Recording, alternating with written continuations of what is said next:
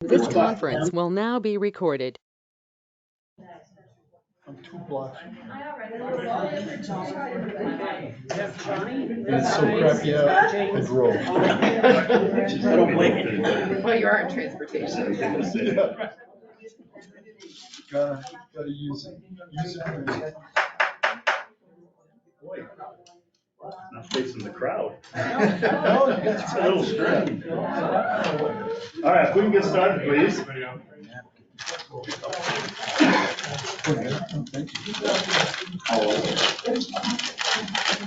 All right, welcome to the North Front Range Transportation Air Quality Planning Council. Today is March 7th. We start our meetings with the Pledge of Allegiance. Please join me on that back wall. I pledge allegiance to the flag of the United States of America and to the republic for which it stands, one nation, under God, indivisible, with liberty and justice for all. Thank you all. Next on the agenda is public comment. Is there anyone here from the public? I have to turn around, where's my back? All right, you're all good. Mr. Chair, I'll just take public comment then. Well, 2 minutes, not a second over. Timing. I just want to, hello everyone, Larimer County Commissioner Jody Shabbat now. I am the alternate for the MPO for Larimer County. I just want to welcome you all to our offices here in Fort Collins for our Administrative Services Building, and just thank you for the work you do and how important it is. I just got back from riding the Amtrak Trail, the inaugural train ride from Denver to Longmont and back, and so it was just really exciting. We all were talking transportation, of course, the whole way up and back. But I just want to welcome you and just thank you all for being here, and thank you all for your service, and thank you, Mr. Chair, for the moment just to welcome you to our Thank building. you.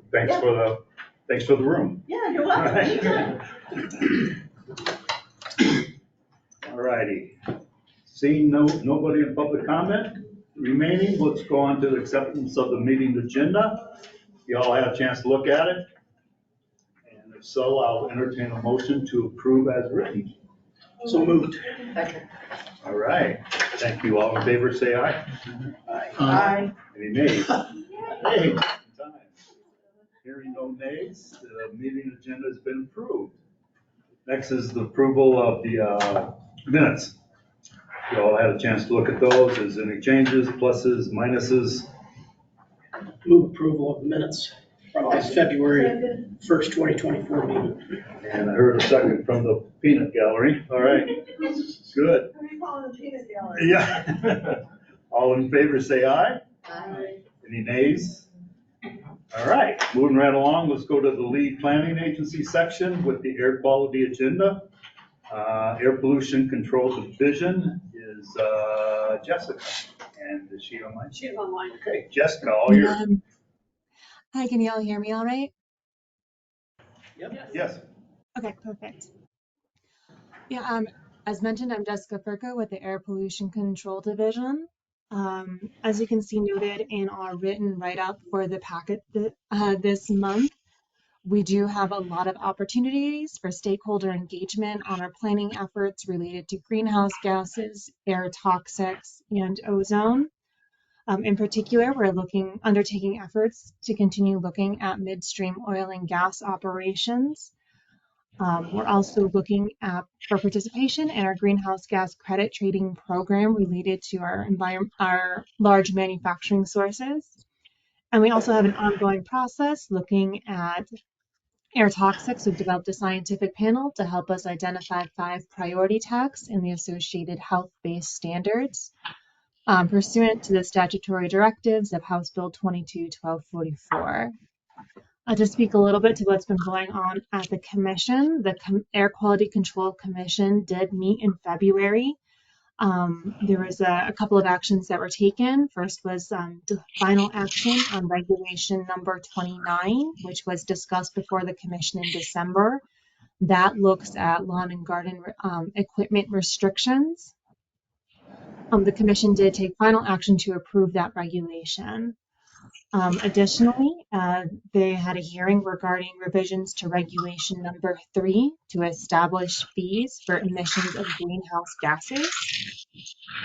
And they also agreed to have further hearings in May related to revisions to regulations number 3 and number 7. I'm looking at some of our enhanced permitting requirements for disproportionately impacted communities and updating the definition of disproportionately impacted community in regulation number 7. The commission will not be meeting in March. They get a well-deserved month off, but they'll be meeting again in April. And on the agenda in April are several briefings before the commission, including a briefing on the greenhouse gas roadmap, the division's efforts related to enhanced community outreach. I'm receiving an update on the very busy 2024 legislative session, and there'll also be a discussion of procedural rules. So these are the rules that govern how the Air Quality Commission conducts its business. I will pause there, and I'm happy to answer any questions, or hand it over to Dina, who I believe will also be giving an update on air quality matters. All right, any questions for Jessica before we move on?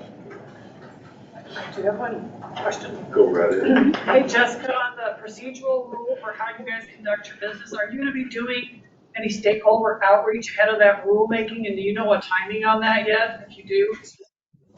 Yeah, there will be some stakeholder engagement opportunities for that, and there will also be some opportunity for public comment before the commission as well. I can pass along the specific dates and registration information as soon as I have them, and you can disseminate those. Yeah, that would be great, because I think we've gotten caught in some of that in the past, so we will probably want to make some public comment on that. Absolutely. Thank you. Any other questions for Jessica? Mr. Chair, this is Will Karspek. I was just wondering off the top of Jessica's head if you know the new definition of disproportionately impacted communities.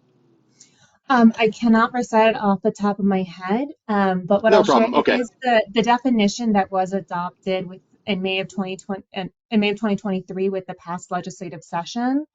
Our regulation number 7 had an older definition in there, so we are aligning that with the definition that was adopted last year.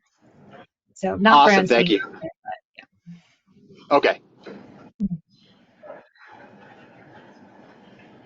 Anybody else for Jessica?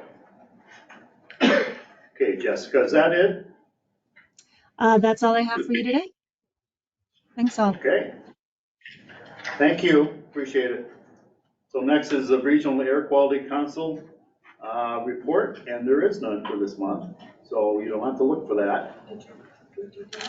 Oh, I'm sorry, you got the redirect. Yeah. Moving on to number 5.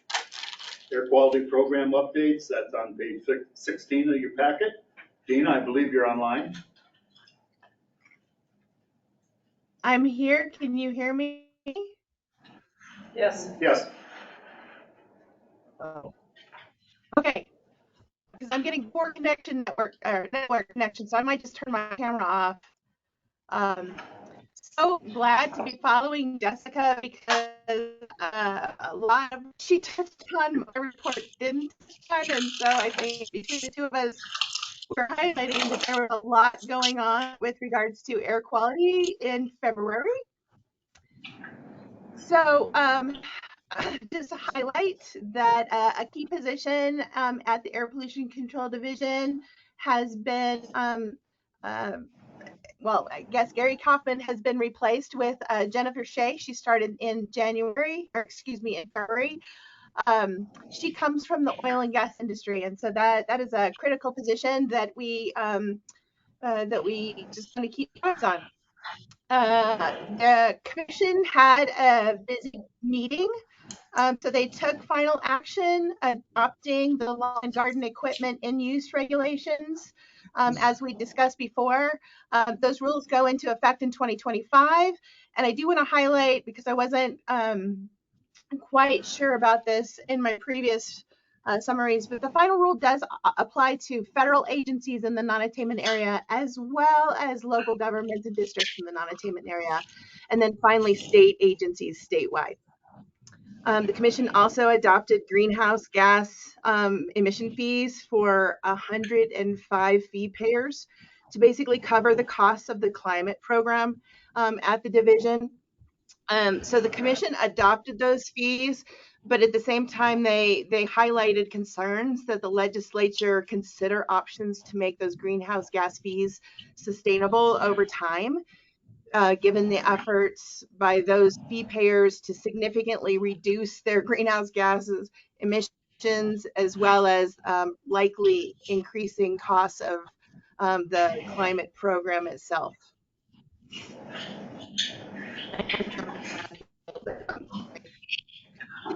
They talked about procedural rules, so Jessica touched on that. So I would suggest that the council consider whether or not to submit comments on those procedural rules, and at a minimum, you included some comments in your ozone SIP comment to the commission back, I think submitted back in November of 2023. You might want to resubmit at least those elements that you've already submitted comments on for them to consider as they revisit their rules and whether or not they want to change those. The commission also held a greenhouse gas, I'm sorry, excuse me. You're fine. I just want to make sure we made a note on that. So go ahead, sorry. Okay. The commission also held a greenhouse gas subcommittee meeting later in February. And there they discussed some recent materials that were released in terms of greenhouse gas emission inventories and projections. And with the multitude of greenhouse gas initiatives that have been undertaken and that are in place or will be realized in the future, greenhouse gas emissions are showing to be reduced. However, the state is not on target to meet their near-term goals. They're a little bit shy. And so I want to highlight that with the reductions that have happened with like the utilities, transportation is now the highest greenhouse gas emitting sector in the state. So I just want to highlight that for you guys. Moving on to the RAC. The RAC did award their 5-year contract again to Ramble, the same contractor they've been using for SIP modeling exercises. And so they just awarded that contract. They also continue to explore emission reduction control strategies, including that related to oil and gas and indirect sources. And again, those indirect sources are sources like buildings and facilities and real property that attracts mobile sources of emissions, whether it's, through construction equipment, through, fleets of vehicles like, Amazon warehouses, or it could be also the large, those facilities, lots of employees and attract lots of vehicle traffic to it. So again, we're going to continue to watch what they're doing in terms of indirect sources, because that seems to be something that they want to pursue. All right, so then I listed a number of bills that have been introduced to the General Assembly. There's a lot of them, and so I want to identify or highlight, first of all, that I think a lot of these are likely to evolve over this session. They have significant impacts, potential impacts, not only for air quality, but also to the division in terms of implementation and development, as well as then some of them address fees and permitting of sources, which could significantly impact the funding that the division brings in to fund its operations. It also has, broader implications, obviously, to industry as well. So anyway, there's a number of those bills that are out there. I can go through some highlights if you'd like, or if you want to just kind of highlight the ones that you're particularly interested in, we can talk about that. But I wasn't sure that going through each and every one of these was what you would like. So you tell me. I will ask the committee if there's anything of interest they would like to have Dina comment on. I mean, Suzette, are you gonna go through them? I may not hit all these air quality ones, but yeah, I do have the handouts for also on our report for the different bills. So we good? Yeah, wait for Suzette. Okay. Dina, I think we're good. Okay, well then, there's just, I would suggest, actually, there's one last thing. I want to highlight the Air Quality Enterprise released a request for proposal, and so they're looking at ozone-related projects that in the non-attainment area specifically. And so there's a link there if anybody is interested in understanding more or potentially submitting a letter of intent. Sorry, there's one last thing. EPA has issued a promulgated version of the PM 2.5 NACs. It's an annual standard of 9 micrograms per cubic meter. The reason we really want to watch this closely is, first of all, based on initial data, it doesn't show that there's a problem for Larimer or Weld County. However, Denver County may have some issues, and part of it depends on what 3-year period they use. Because again, if we have a high wildfire year this summer, in some ways, we're going to want to watch which 3-year data set that they end up using.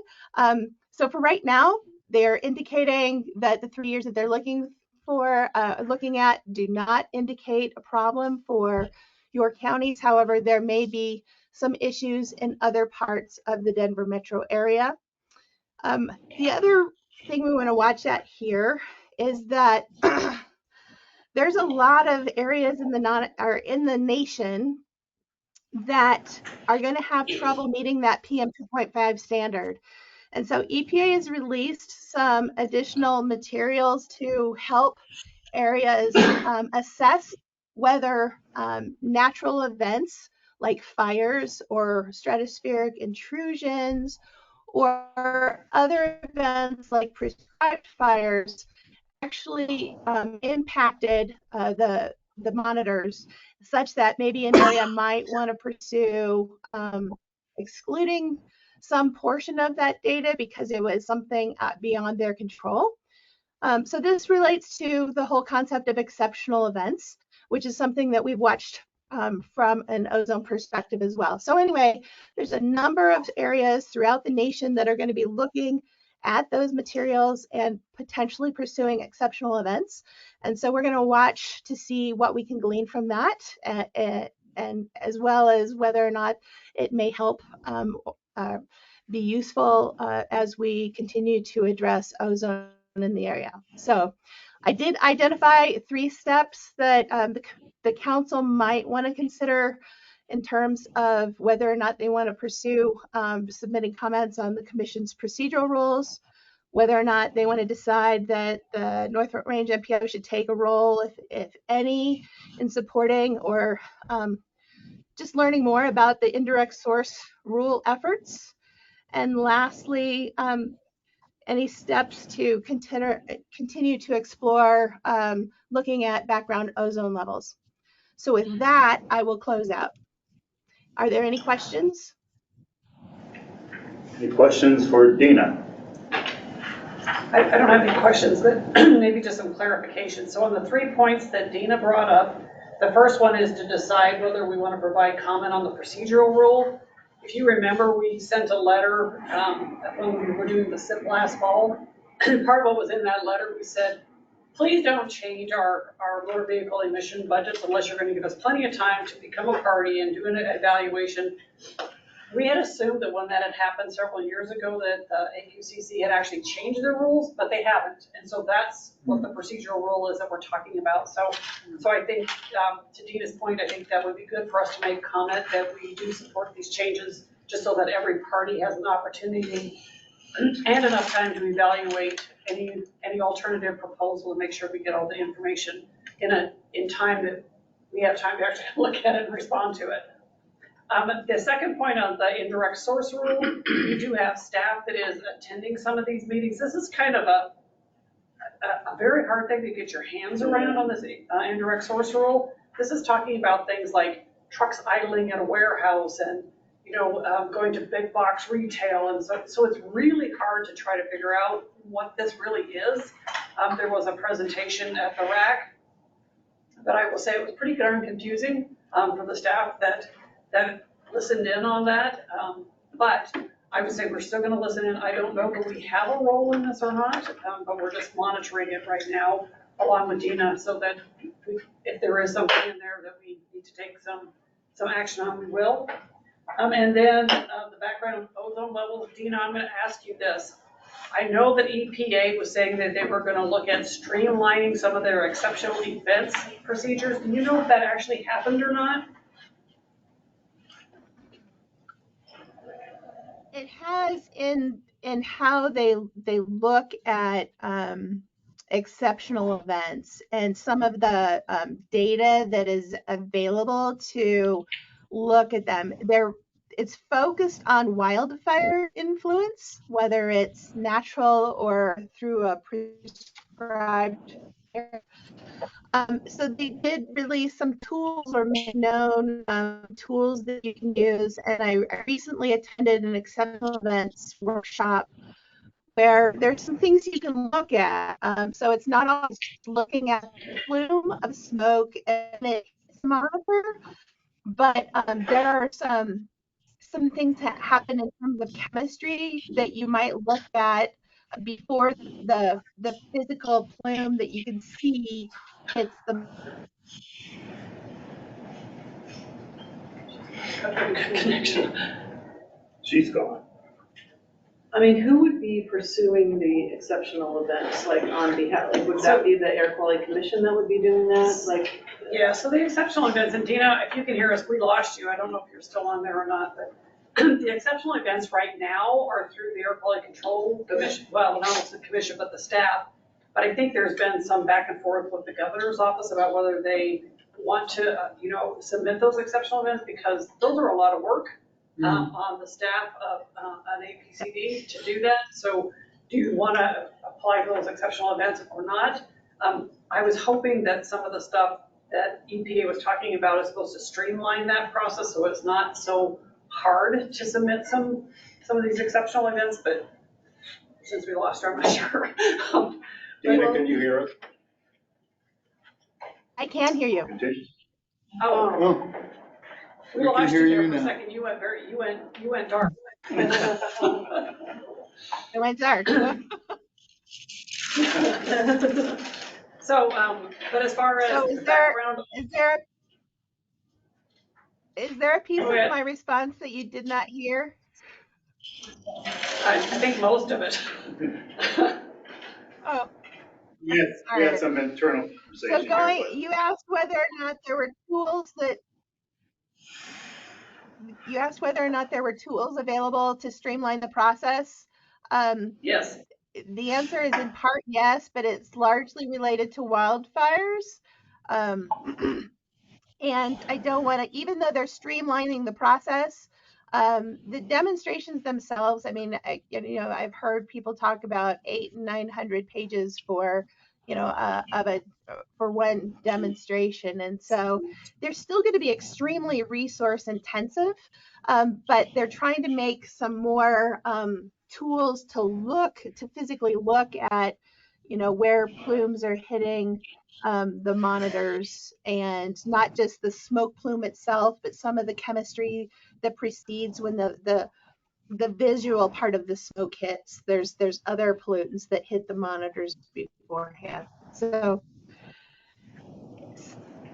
yes, but it's still going to be hard to do the demonstration. I mean, when we had the presentation at the RAC about, about wildfire, and the science feels kind of unclear of how long that effect lasts. So I mean, it seems like there might be some initial effect on the low level ozone, but like that recedes quite a bit over time. So I think that that's what Dina's talking about, the plume. So, I mean, I don't know if that's worth, and it doesn't affect it even, it doesn't change the number so drastically either. So I don't know if that is worth an 800 to 900 page application. It's Or that if it long, would it's be rejected. 800 Oh, I don't know, to isn't that what Suzanne was saying? That's what Dina Oh, that's just what Dina said, yeah. So, said. She would know, she used to work for them. because, I mean, my guess is that there's still days that we're out of compliance.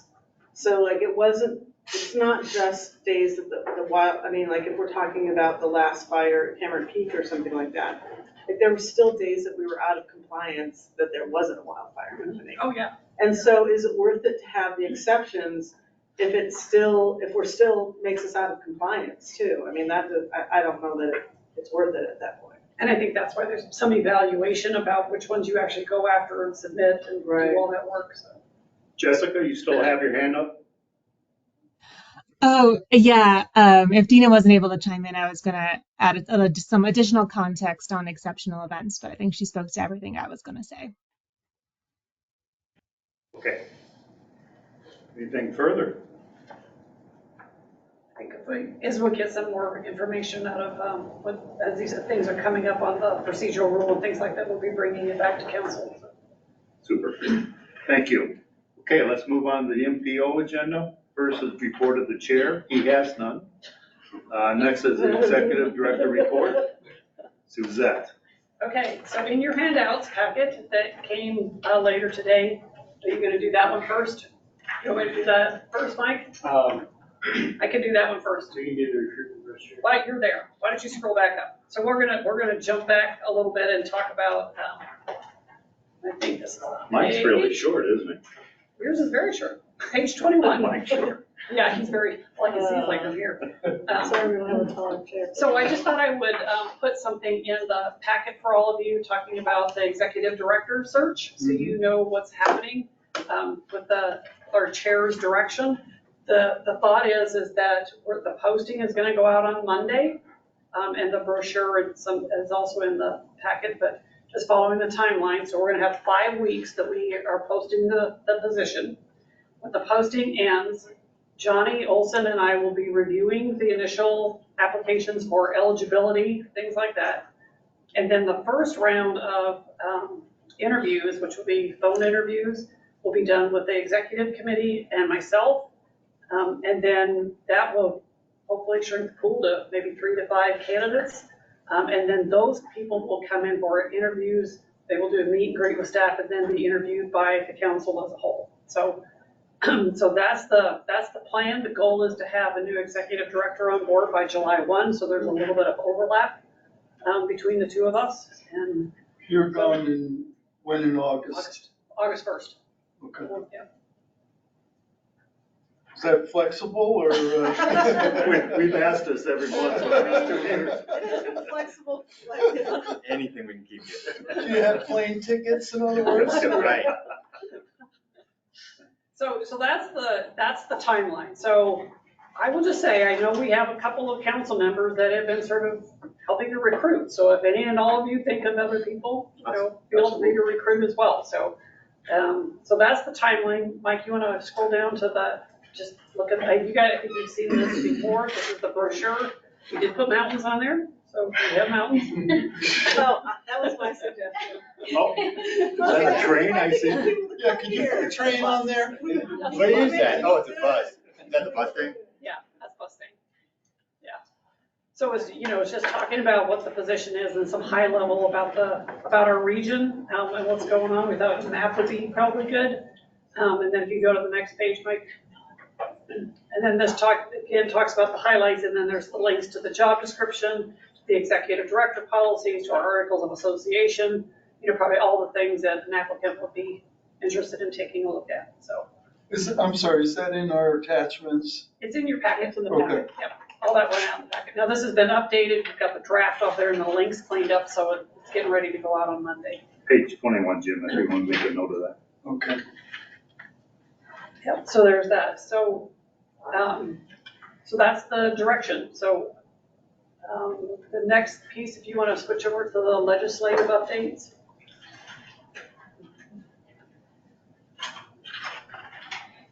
think that was in the handouts, Mike. It wasn't. There you go.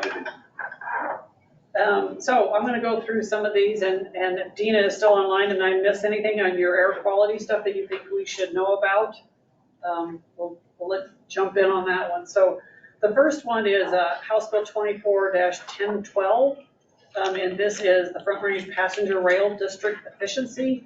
I think what we heard when we heard the presentation from Andy Carsian was that this is kind of a cleanup bill from all the things they didn't know they needed to be very specific about when this bill initially passed.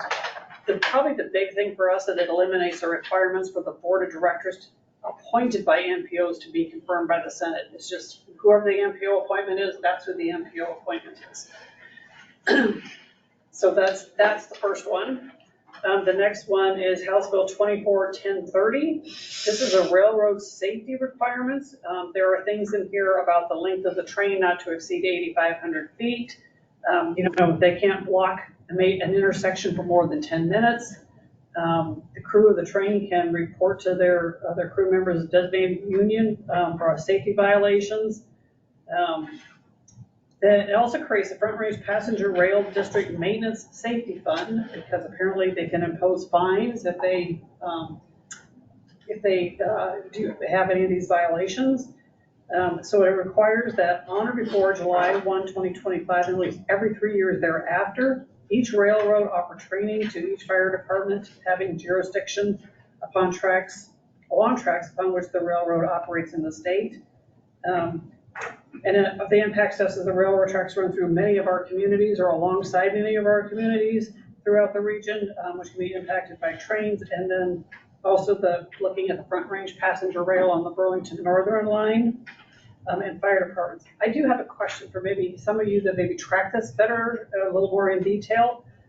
When I first got into working in this area, I was always told the order of things is railroads, ditch companies, and God. So my question is, I'm wondering what the authority the state has with the railroads. I'm just not sure. So I don't know, and I don't know if anybody online knows that any different, but that's the proposal of this legislation. I mean, I think that there's a railroad bill on the federal government about length of trains and some of that other stuff too, but I think you're right. I don't know that we can make separate rules just for our state. That was That's what I thought too. Yeah, Johnny's got his hand raised as well. But yeah, that was a question I didn't know. Johnny, you have the floor. Yeah, state of Colorado has no authority over railroads, the tier 1 railroads or any other railroads. They're their own company. The only way that you can actually get any business done if there's conflict between the state and the railroad is to go to the Surface Transportation Board. And I think most states are like 0 for 1,000 right now. They're batting 0%. So I guess Commissioner Stevens is right that it had to be some federal thing that allows the state authority to. Who's sponsoring this bill? I don't have that on here. That. I haven't tracked this one at all. I didn't even know this was out there, but it does seem like it's an overreach.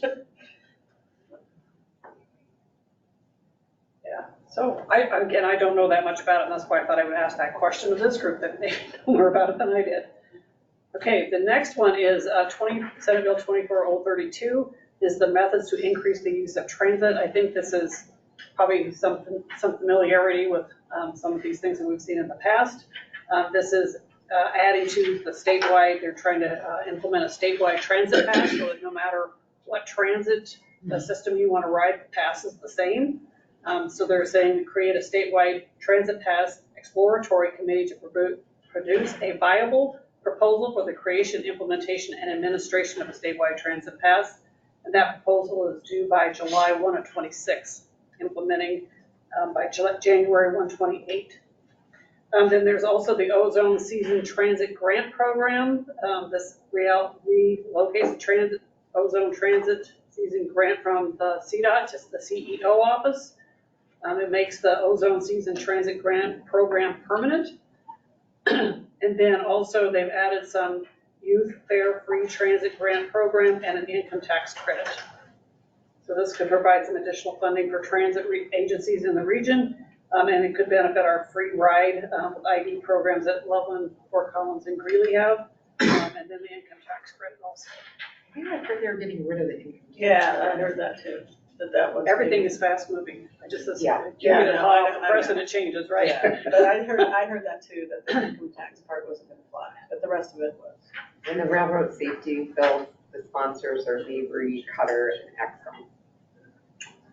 Does the 032 cover paratransit by chance? Like that's, even though, I don't know, we're considered transit sometimes, but we're. It doesn't say, I mean, I don't have the specifics of that one, Okay.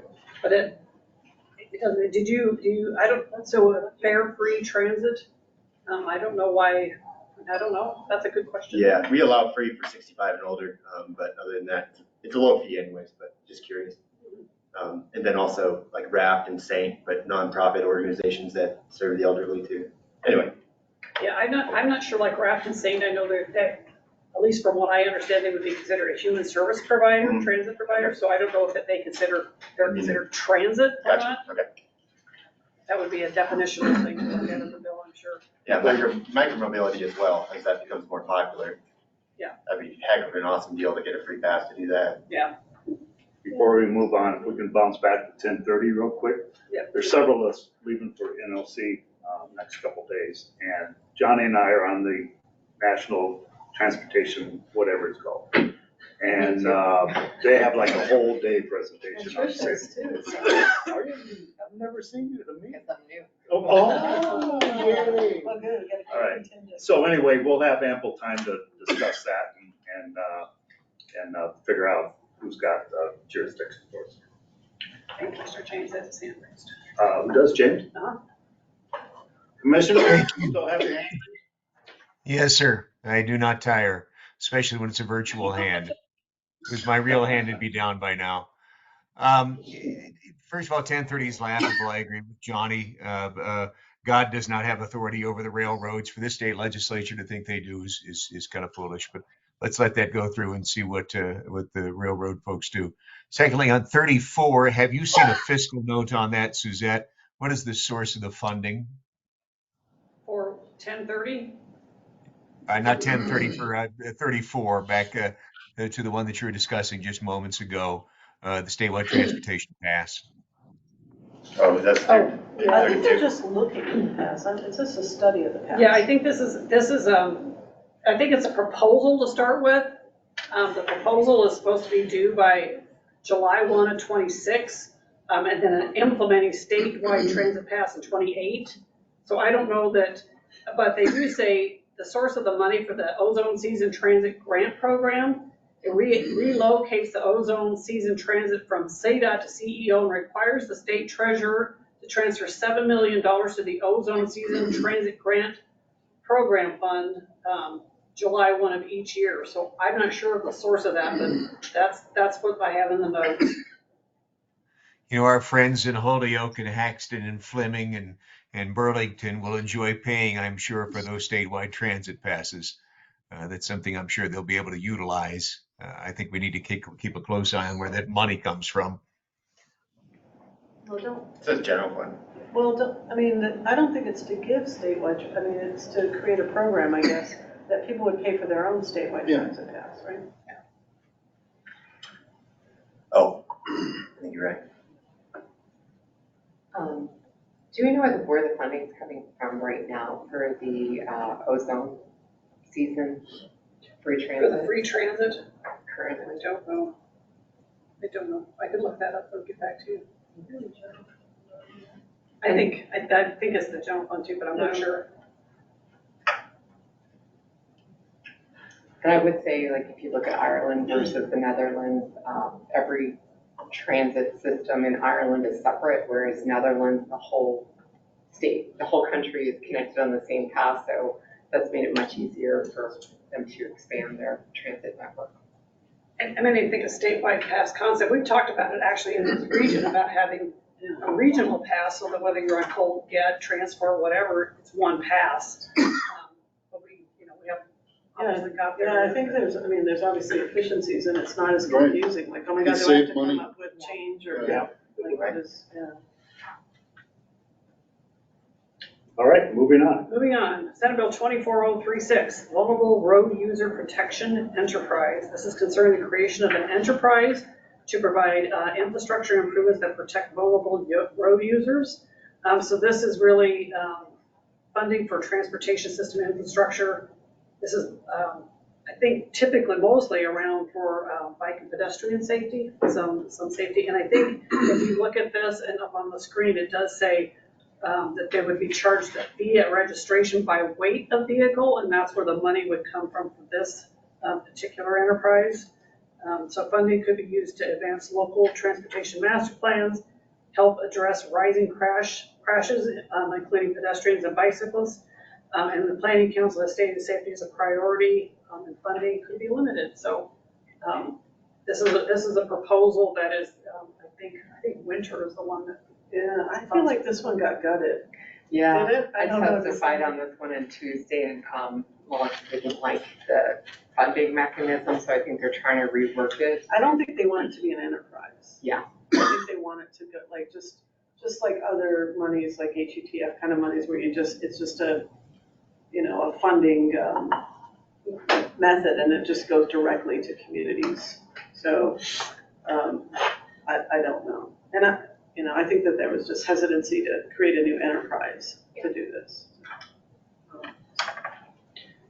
Okay, Senate Bill 24095 is air quality ozone levels. This is concerning to address ozone levels, areas that are in the non-attainment area.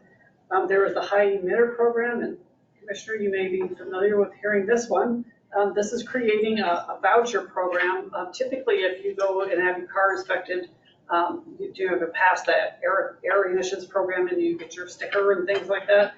If your car does not pass that, you are sort of saying if you spend up to $850 on your vehicle and you still don't pass, then you get your sticker and you're good.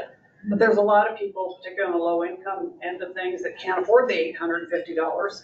And so this is setting up a fund to help those people pay for improvements. And the reason I'm calling you out is because, as being the chair of the non-attainment area enterprise, the proposal is to take money from the non-attainment area enterprise to pay for this.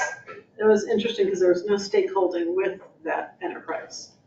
So I mean, it was interesting that there was a suggestion to take money from an enterprise when the enterprise wasn't even approached about whether that might be feasible or something we'd want to sponsor or. So I don't know if this bill's going anywhere, but I do think it's funny that it was, that not only does the money come from us, but I think we were supposed to administer it, which is not something that's even within our purview. Not in your budget. Not as we were developed through state statute, it's not something that we would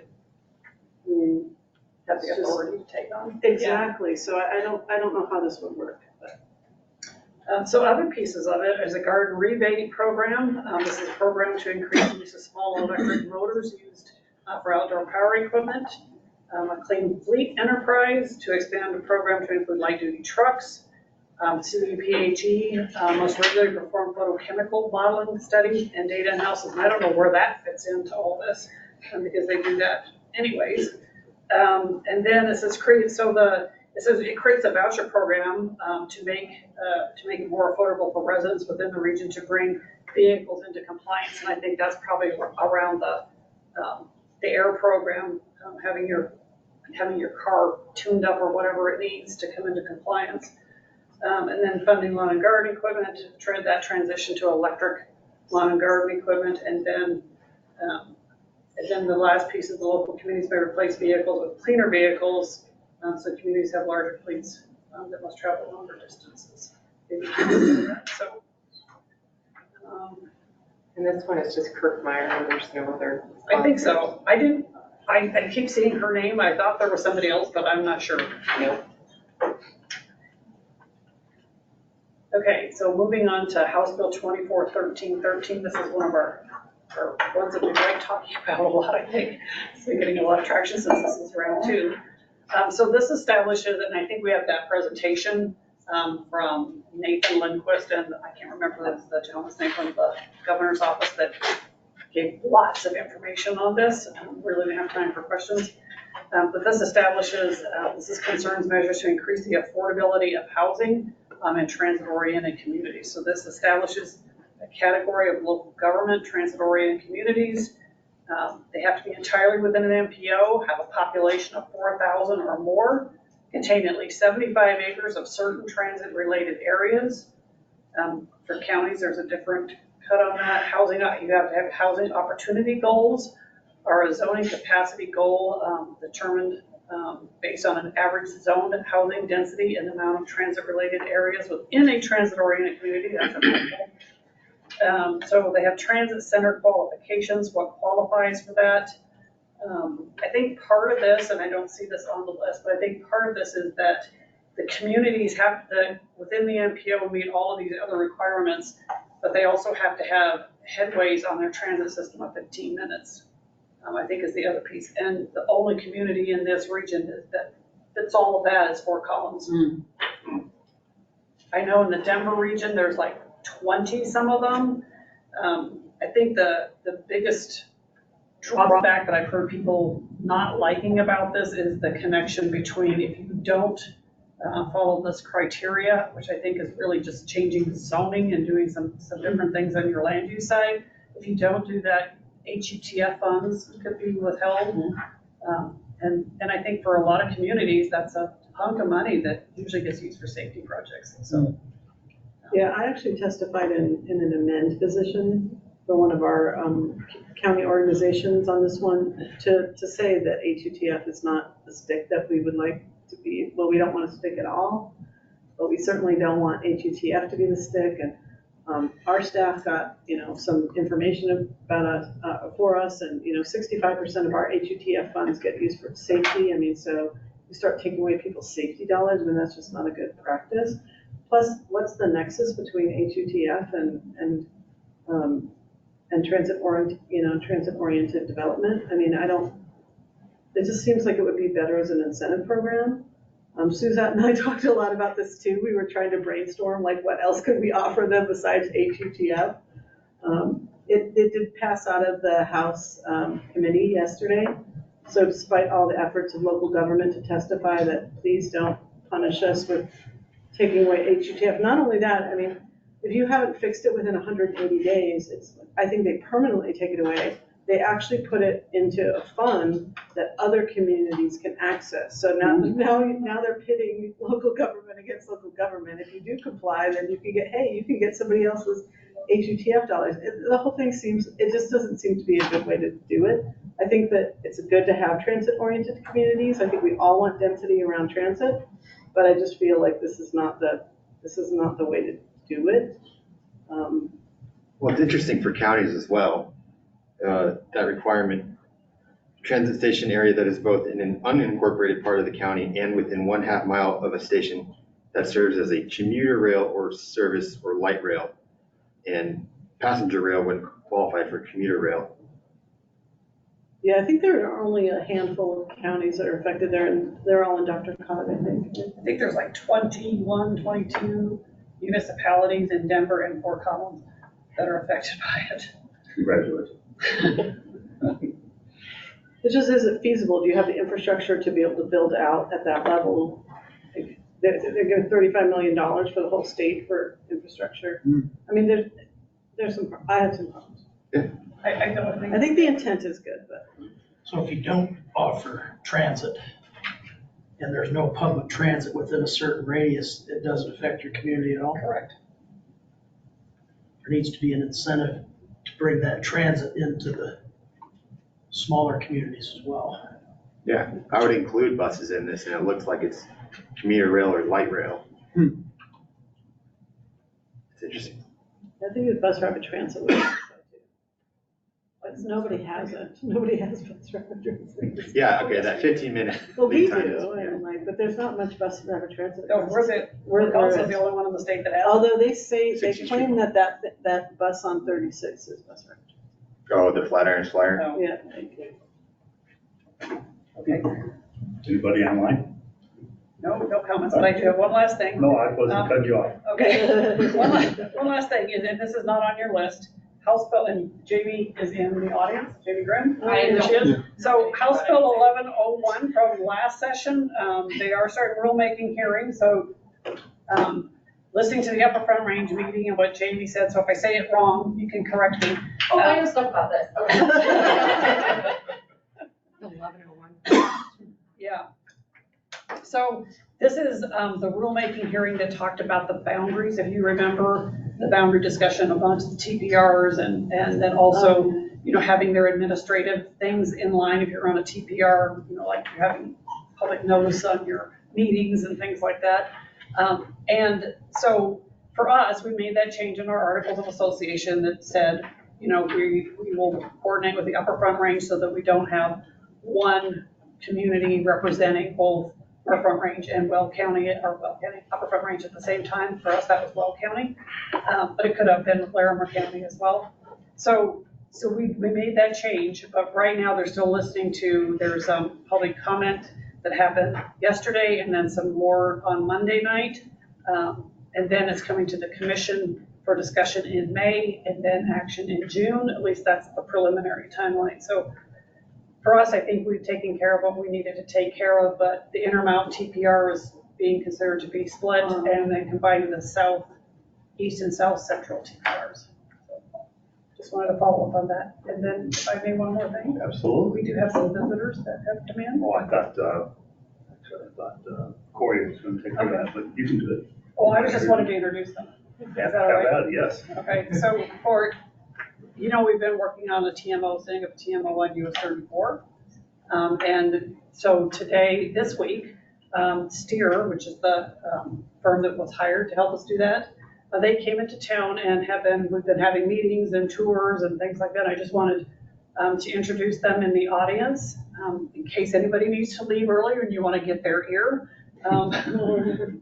Paroma and Jeff are here, and they will be here through, I think Corey's going to be doing a presentation, but I just wanted to acknowledge that they were here in case any of you, if they need to leave early or something, you wanted to talk to them. So with that, that's all I have. Thank you very much.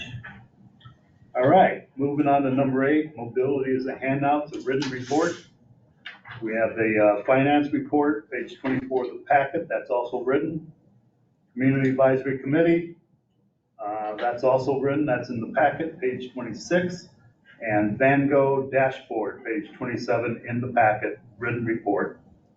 Brings us to presentation, and lo and behold, it's Corey. Yes. Lane filtering is now allowed for motorcycles. I'm sorry? Motorcycles can have lane filtering, they can bypass cars in the same lane. Is that a bill? Yeah. There's, on the 24, handouts, there's a bunch of that related bills that we didn't go into a lot of I didn't detail. see but- that one. Oh, okay. It sounds safe. Yeah, all about it, only hurts the motorcycle. You got the floor, Corey. Good evening, council members. Thank you for the invitation, although I guess I should really be thanking Alex for leaving for I'm here tonight. Say that in jest. I'm here to give some updates on our transportation demand management programs and activities. We have quite a bit of exciting developments going on, so we figured this would be a good opportunity to kind of get everyone up to speed on progress being made. Just to set the stage, what is transportation demand management, or TDM? It's really all about providing travelers with options to really improve the reliability and efficiency of our existing transportation system. So that's teleworking, bike share, transit, you name it, really giving folks options to get where they want to go to. This planning council directed NPO staff to draft a TDM action plan in 2022 that was adopted in December of that year, that laid out a vision of people in Northern Colorado having the resources, support, and mobility options to make informed travel choices, and really laid out 5 kind of overarching goals and associated strategies to improve data collection, invest in infrastructure and resources, enhance partnerships, communicate the benefits of TDM options and mobility options, and then finally create and enhance TDM programming throughout the region. And I'm excited to share some of the kind of progress we've made advancing these strategies. So new in 2024, we have been, VanGo has been working alongside the City of Fort Collins and Colorado State University to offer a van pool subsidy program of up to $100 a month for new van pool riders. This is initially being targeted towards City of Fort Collins employees or CSU employees. It is available to anyone that either commutes from Fort Collins or commutes into Fort Collins on a first come, first served basis.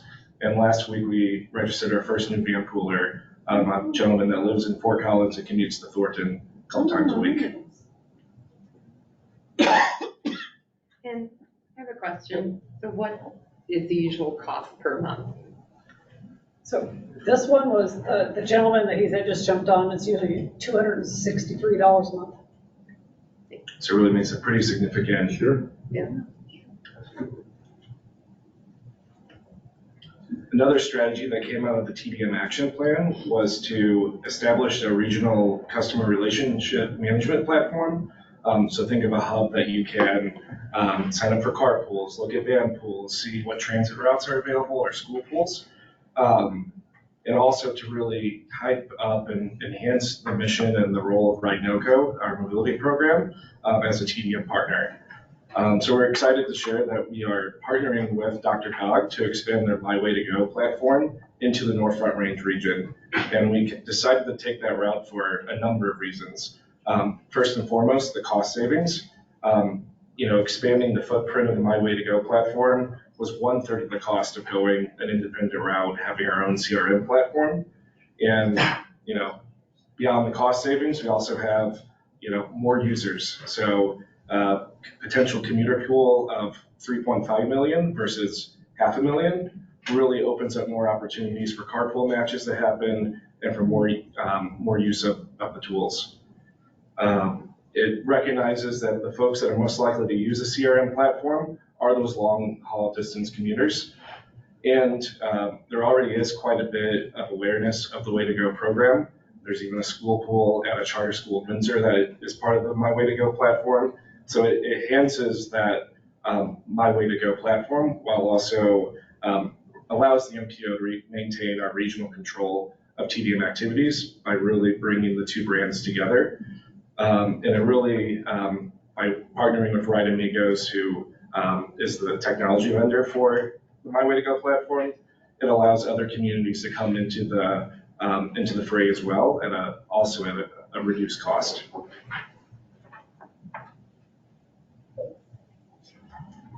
And then part of the reason why Jeff and Perlman are here as well, in addition to implementing the US 34 TMO, we really want to build upon the action plan that was adopted in late 2022 to figure out what does a TDM program look like in the region, what is the role of the MPO, what is the role of local communities, and then as well as we're setting up the US 34 TMO, the first one in the region, but they may not be the only TMO that starts up in this region. Council approved $100,000 in CRP funds to fund either the startup or the sustainability of TMOs. So we really want to figure out how do we administer that call for projects and really do that in an equitable and sustainable way. Hey, Corey, sorry to interrupt. Can you go back to page 5 real quick? Sure. Should have stopped you there, but the last comment at the bottom left, establish a regional customer relations management platform. Unpack that for me. I have no idea what that is. So a CRM is basically a platform that allows different users to sign up so they can find, van pools or car pools. So through some of this fact finding, for example, we saw that there was already approximately 15 to 20 car pools on the platform that were originating in Fort Collins. So really the CRM platform is really a strategy to enhance TDM strategies. So is it software? Or it's a software, so it's a website. Okay. Right. Yeah. Okay. You That's should great. probably take CRM off and use database, website, such and such. So this is for, Ride NoCo. So really anyone that's operating a carpool doesn't have to be specifically VanGo or anything. So VanGo is already included in the My Way to Go website. Okay. So that will be there. And then individuals can either sign up to offer to start a carpool, or I can search for carpools. That depends upon, their commuting parameters of where they're leaving from, where they're trying to go, what time of the day. Excellent. Commissioner Does Steve? this replace anything we have on Ride No Co, or this is sort of an additional? This will be an add-on? enhancement to Ride No Co. Okay. Nothing online? All right, go ahead, Corey, sorry. Thank you for the questions. And then lastly, as we have mentioned a couple times, STEER was selected to implement the first transportation management organization in the region along the US 34 corridor between Estes Park and Kersey. We're looking to launch that TMO in October of this year, and they happen to be in town this week to kick off that process, tour the corridor, meet with stakeholders. And they asked where the snow was yesterday, and that's why the weather is really cloudy and overcast today. Did they want? Did you want? Jeff and Peroma, not to put you on the spot, I'm not sure if you have anything you want to share about kind of your takeaways so far this week. Yeah, no, I just wanted to say everyone's been very welcoming. It's clear that, there's a lot of collaboration happening in the region, and obviously in the US 34 corridor, there's a lot of stakeholders. But I think it's been really useful for us to, see how the experience that we have can be applied in this region, and also to understand the nuances of what's happening. Obviously, there's a lot of growth, particularly in the south of the region, and that's a driving factor for kind of hoping to get this started so that, congestion can sort of be managed moving forward, along with, the investment in infrastructure. We can have the sort of awareness raising and promotion of multimodal options, not only for Connect Corridor, but for those connecting to and from that corridor. So we're really looking forward to getting involved and working with many of you more as we move forward. Yeah, I just want to add on top of that, we had some really great stakeholder meetings. We had a great workshop yesterday where a lot of you were there, but also like in the last 2 days, we met a couple of team from conferences. We got a lot of great insights, and as Jeff mentioned, a lot of regional collaboration are happening, which is amazing for the TMO, which is kind of be on a pretty extensive corridor, right, from Kersey to Estes was almost 3 hours of driving.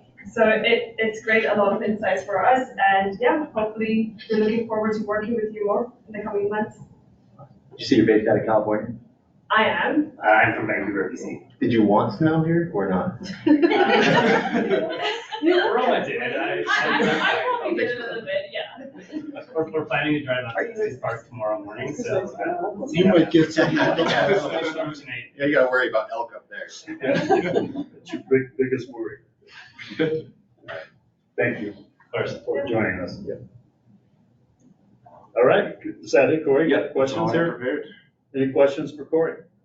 So TMO is sharing, municipalities sharing in operations and stuff, but this wouldn't be an additional tax for the municipalities or the county, for those in the region? So we haven't quite got there yet. Okay. We talked a little bit at the brainstorming session about what does that structure look like? How do we fund it? I think listening to some of the feedback that people were providing, I think Jeff and Peroma are gonna say, for me, I'm not an expert. I don't know what a 501c3 or a 501c6, I don't know what's the best one.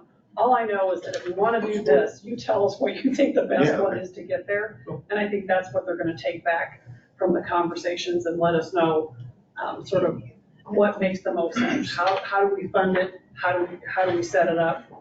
One of the big things from my opinion is that whatever that structure is, it needs to be able to receive federal funds. Mm-hmm. So whatever that structure is that allows us to do that, because we're obviously going to go after grants and things like that, and potentially maybe getting money from the NPO, and that's tough. Yeah, okay. So I don't have a clear answer for that. Right. yet. Seems a little bit lighter than like a transportation district. But I don't think it'll be taxed. Right? It won't be taxed. Usually membership based. Fees. Okay. Gotcha, okay. Anything else for Corey? Nothing online? Corey, thank you very much. Thank you. You're on, thanks. All right, moving on to the consent agenda. Is there anybody on the committee who'd like to pull the one and only item on there? Seeing none, we'll move on. I don't have to vote on it, do Yes. Yeah, we do. Okay. Mr. Chair, I move to approve the consent agenda. Second. Excellent. All in favor, say aye. Aye. Any nays? Thank you for catching that. All right, action items. We actually have one. This is We have- exciting. Item number 14, employee handbook update. Suzette. Yep, so this starts on page 38 in your package. Mike, are you gonna pull up the document itself? Are you planning on pulling up that? I can talk about it. There's the link on the memo. There you go. So obviously, we've had an employee handbook for many, many years, and if you just start scrolling through it, I'll tell you where to stop. So there's an introduction, talk about that. So go back up a couple pages. Oh, down one, please. Right there. Okay, so some of the changes, this has been vetted, first of all, this has been vetted through the HR committee, which is some of you that have been in this room and online that looked at this in pretty much some detail and asked some really good questions. So I'm just going to try to hit some of the highlights. So on this page is kind of the equal employment opportunity law. This just expands some definitions under that. Marital status got picked up as one of those. So those are the protected categories. So I would say 95% of the, 99% of the changes that we're seeing are all either federally or state law driven. So that's what a lot of these updates are. So that was the first one. And then if you want to go down to the paid sick leave and exigency leave, I don't know exactly what page that's on. There you go. So the addition on this one is we are a lot of, maybe some of your larger organizations are used to saying FMLA or Family Medical Leave Act. That is only if you have employees of 50 or more. We do not have 50 or more, we're 12 when we're fully staffed. But because we're a governmental organization, we do try to, a lot of our items in this book do mock FMLA. So there is it's pretty much the same, though it is not actually that law piece of it. So under the paid, we added a new language, added new eligibilities that you can use sick time for. So I think, and I'm not reading this really well from way back here, but I think it's really about, if there's a domestic violence or, there's a pandemic or whatever, I mean, some of those things you can use for, you can now use sick time for that, which we haven't had in the past. And then if you can go to the vacation section. And this was the one change that we made internally that wasn't driven by law.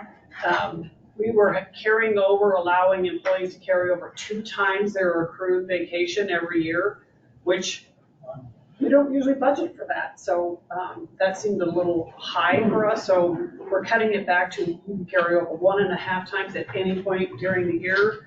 So Barbara Bill's in our office, she does the payroll. So every 2 weeks, she looks at the balance. If they've reached that cap, they stop accruing until they get that back down again. And once it's back down again, they start accruing again. So if they don't use it, they lose it after that? No, Okay. you stop accruing. Right, but you're not paid for it when you leave Oh, yeah, you employment or would. something? Like if you stopped accruing and you left, you would be paid your whatever outstanding vacation balance you have. Okay. It just cuts down the amount of money we would be paying out if somebody left. Plus, Yeah, okay, that's. we really want to encourage people to take vacations. And we had a few people that we really need to give them a little nudge in that direction, so. Okay, then the next piece is the FAMLI, the family. There you go.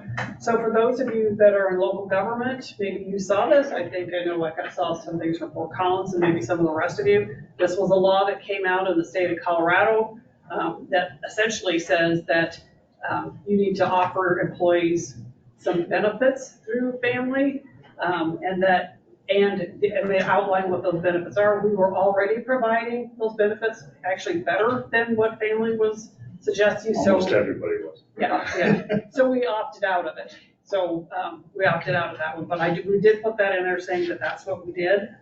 And then if you want to go to the overtime pay I don't know if this is in there, I think we took it out, but I will just tell you what this is. A new law came into effect that said overtime pay is 40 hours a week, or if you work over 12 hours a day. Well, the 12 hours a day doesn't apply to us, so I just wanted to just let everybody know that for those of you that are curious about that. So along with this employee handbook, we also have some separate policies that Employers Council is our HR group, since we don't, we're too small to have our own HR department. So they have also recommended that we do some separate policies, and those are use of motor vehicles, and we do have that one. So every year, motor vehicle records are run, because once people start getting tickets, then it ups our liabilities with our insurance, and that applies whether you're driving an NPO vehicle or your own vehicle. And then we also have data security, telework, and our wireless communications policy. So all those policies together. So that's what the revision is. Mike, would you mind going back up to the table of contents on that?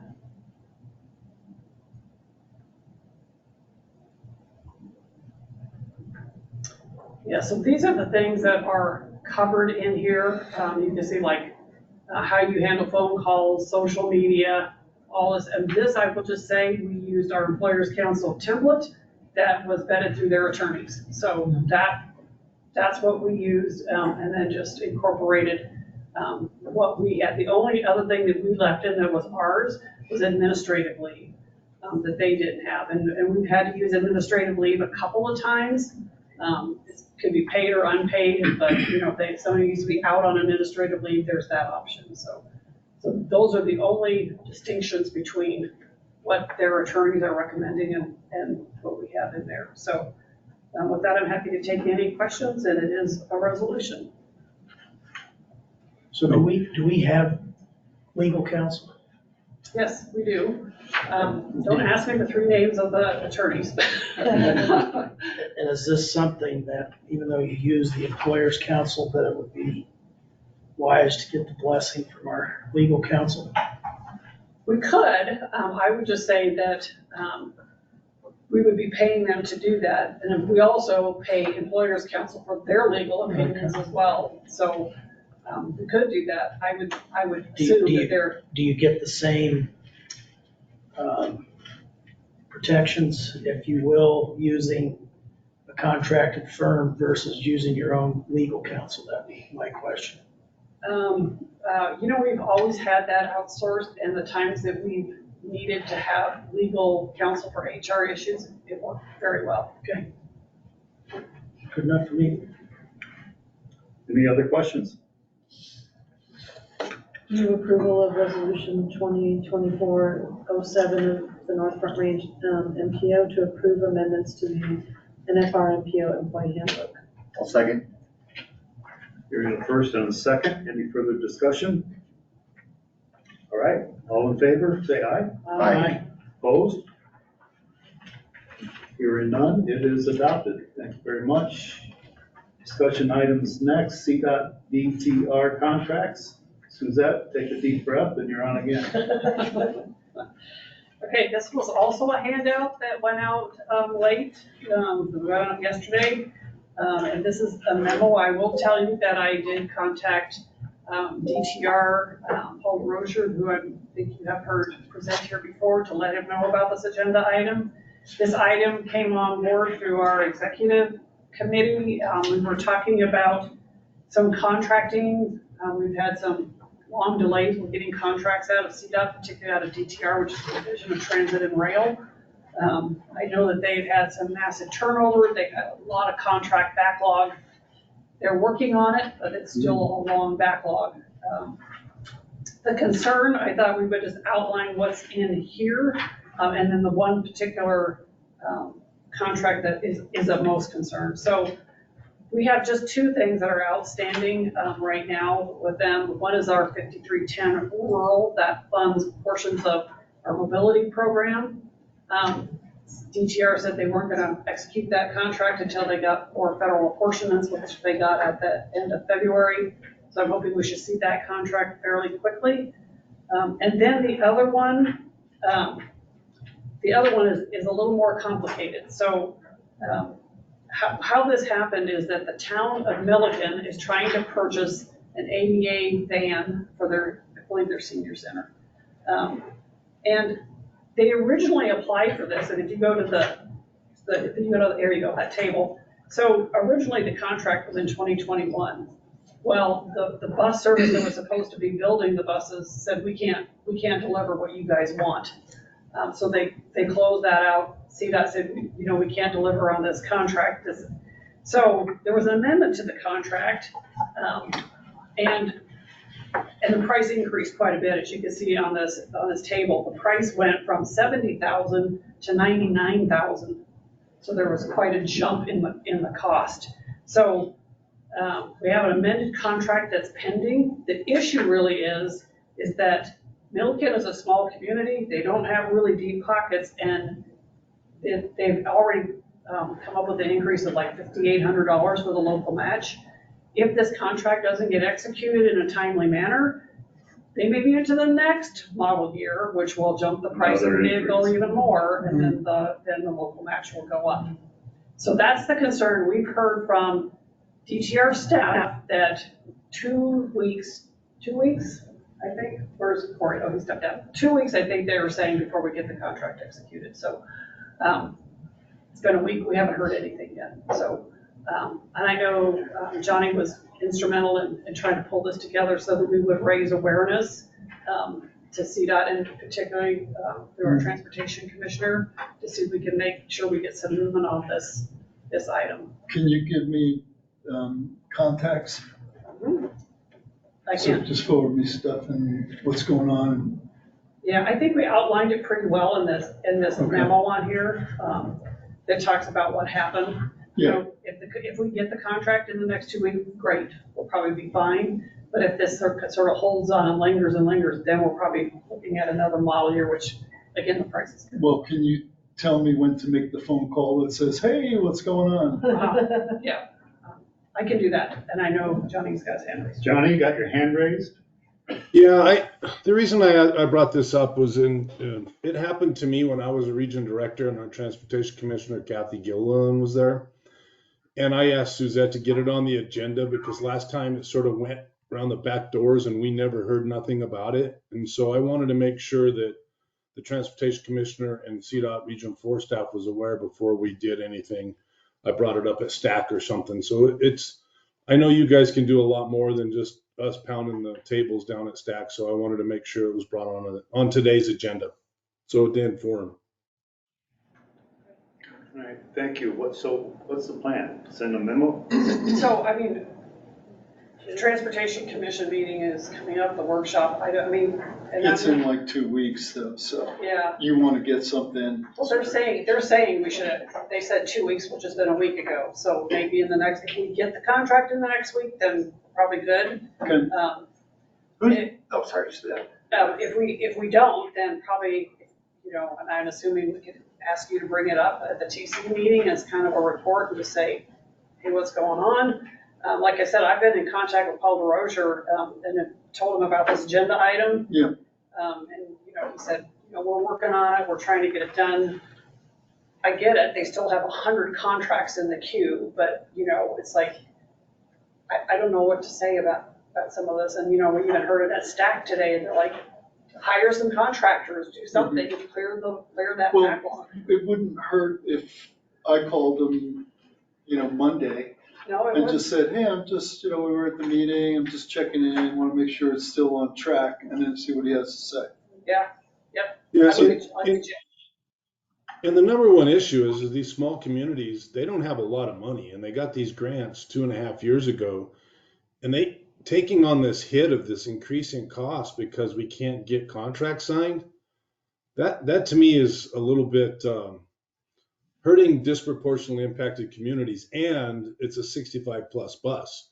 So it's not only hurting the community, but it's in their budget, but it's hurting the people that aren't getting the service that was planned almost 3 years ago. So those types of things I think are need to be elevated just because these communities can't afford these increases.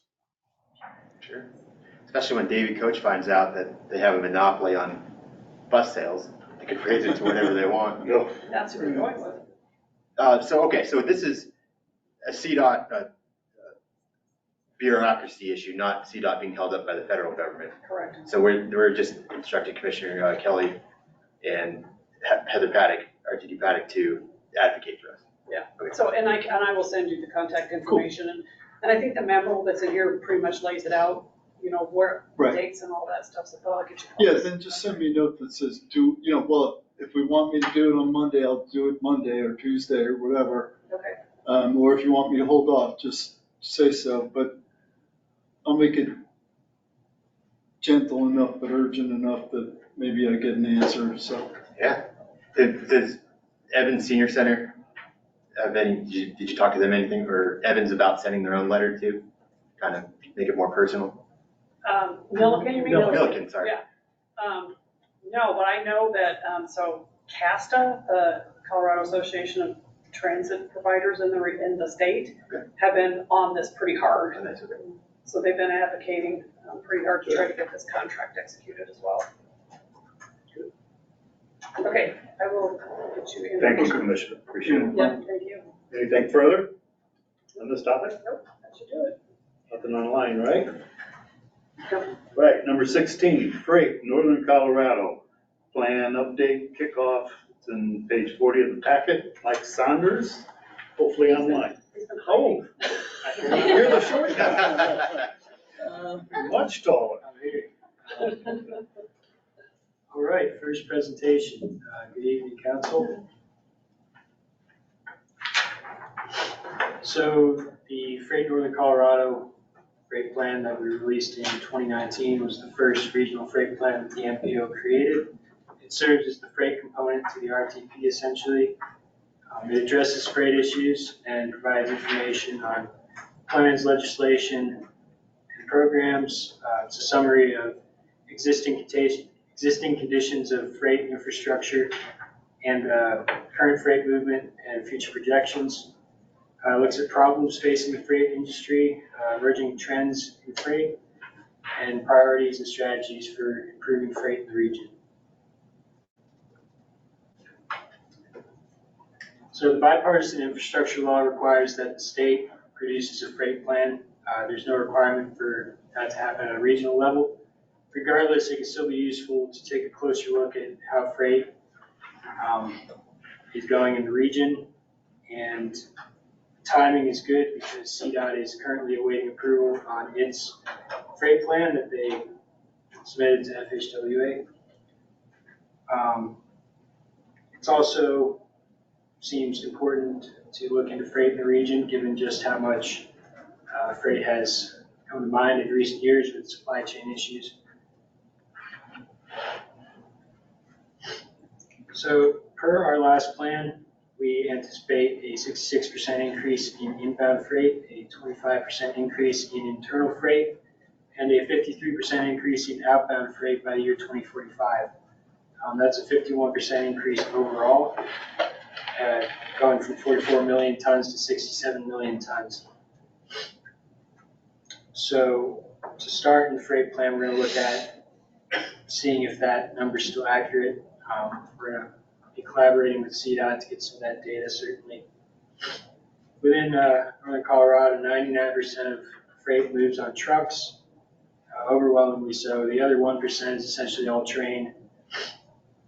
But it's no secret that there are a lot of issues with truck parking, drivers, a whole list of things that make a 51% increase in total freight, all on trucks. Sound a little frightening. I've been to the Northern Colorado Regional Airport and discussed with them about what they think about. Currently, aviation and cargo planes make up none of the freight. But Northern Colorado Regional Airport is building a new runway that will have the capacity to handle large cargo freight airplanes. They informed me that DIA essentially is at capacity for air freight, and that there's not many other airports in the state that can take cargo planes. By tonnage, in the region, sand and gravel, stone, scrap. A lot of that moves on trucks and trains. All of that moves on trucks and trains. By value, warehousing, just general goods moving from distribution centers to markets in the region. Livestock and meat, of course, two of the biggest industries in northern Colorado.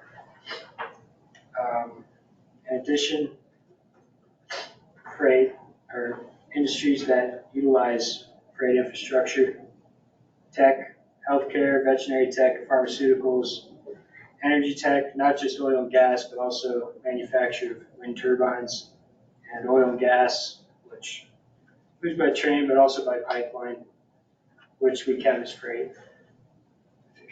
I was gonna wonder about that pipeline one. Yeah. So that's oil and gas considered a freight. Yeah, and in addition, natural gas that moves to people's homes. I was thinking those maybe bank tubes. What else could you use that for?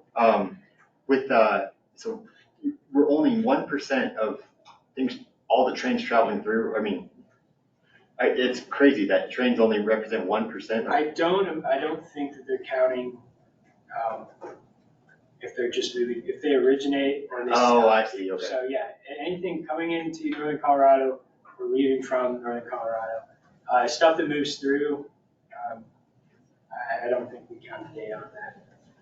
Thanks. Some of they might not count, how do they count multimodal, which is a big thing, you know, where trucks come in, put their cabs on. Right, yeah. And that's a lot of the train traffic. Interesting. Yeah. Especially with the new multimodal facility moving out to Polk County. Right. Yeah.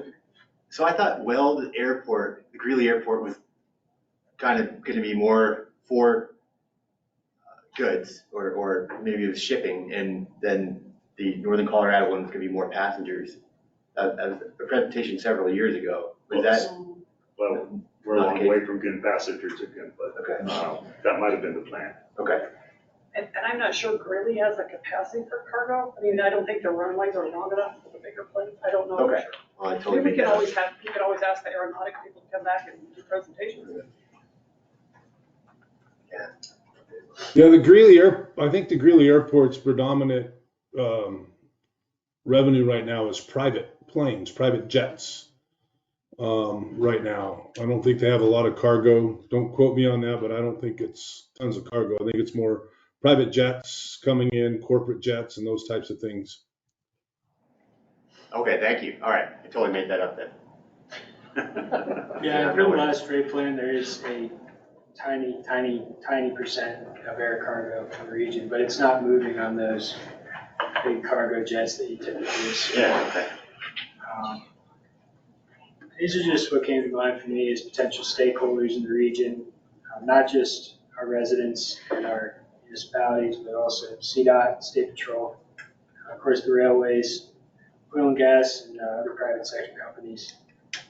But I am very open to hearing the council's ideas on who else might be good to talk to when it comes to the freight plan. I would just recommend counties as well. Of course. If we could jump back real quick on the railroad. So how do we know what trucks are on the road that are going through Colorado rather than to Colorado? Seems like the trains would be relatively easy to manage that. Right. So I'm kind of with the mayor here on, don't quite trust that data. I'm not pointing a finger, but I'd love to understand it a little better in terms of how it's provided. I mean, my understanding, a lot of that comes from port of entry. That's something that the state operates. I think there's also some state information that talks about commodity flows, about where they go to and from. It's by type of commodity and also by weight. But it is, and like if I'm wrong on this, it used to be called Reliance Star Data or something like that. It was something that the state had to buy, and then they gave some portions of the regions to when we were doing our freight plans. But it is, it is a purchased data set that we get. Gotcha. Well, because if you think just common sense, if I still have any. Colorado's growing dramatically, and I would venture to say that at least 90% of the lumber that comes into our state to build all these buildings and houses comes in on railroads. That just seems to me that has to be considerably more. Yeah, I know we definitely. And I'm not questioning you, I hope you don't take that, I'm really just trying to understand the data, to be honest with you. I'm just pulling this right out of the plan. Personally, I should perhaps do a little more due diligence on where those numbers are coming from, but I can assure you per the plan we put out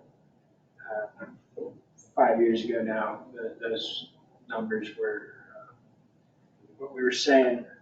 And again, yeah, I would agree with you there, because lumber stops here when they're building houses. So that seems like that should be counted, especially if you're considering value and tonnage, that should be a pretty significant portion. I think maybe that when you're doing this, maybe you can, as you get more data and start pulling that, then we can take a look at that information in more detail. Here's a timeline for producing the plan. Right now, determining a purpose statement and a vision. How do we make a plan as useful as possible for stakeholders and residents?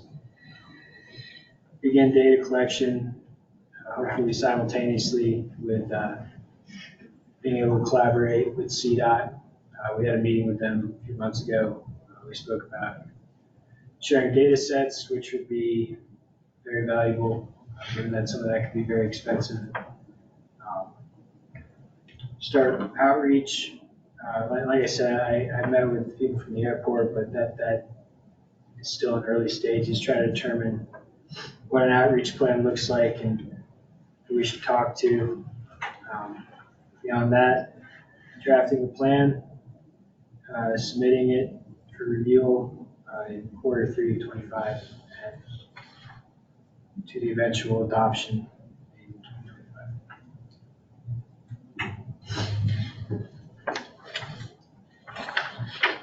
Here are just some questions that I wrote.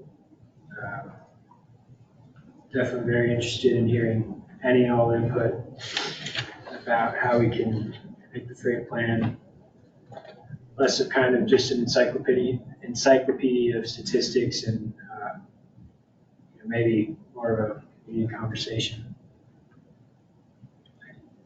Any immediate comments? Yeah, I think our conversation around manifest or where things originate or end up would be good to know. Yeah. I think that first I bullet think point. because some of it is like, so you're wanting to talk about origin destination, which actually stops or starts within the region. Right.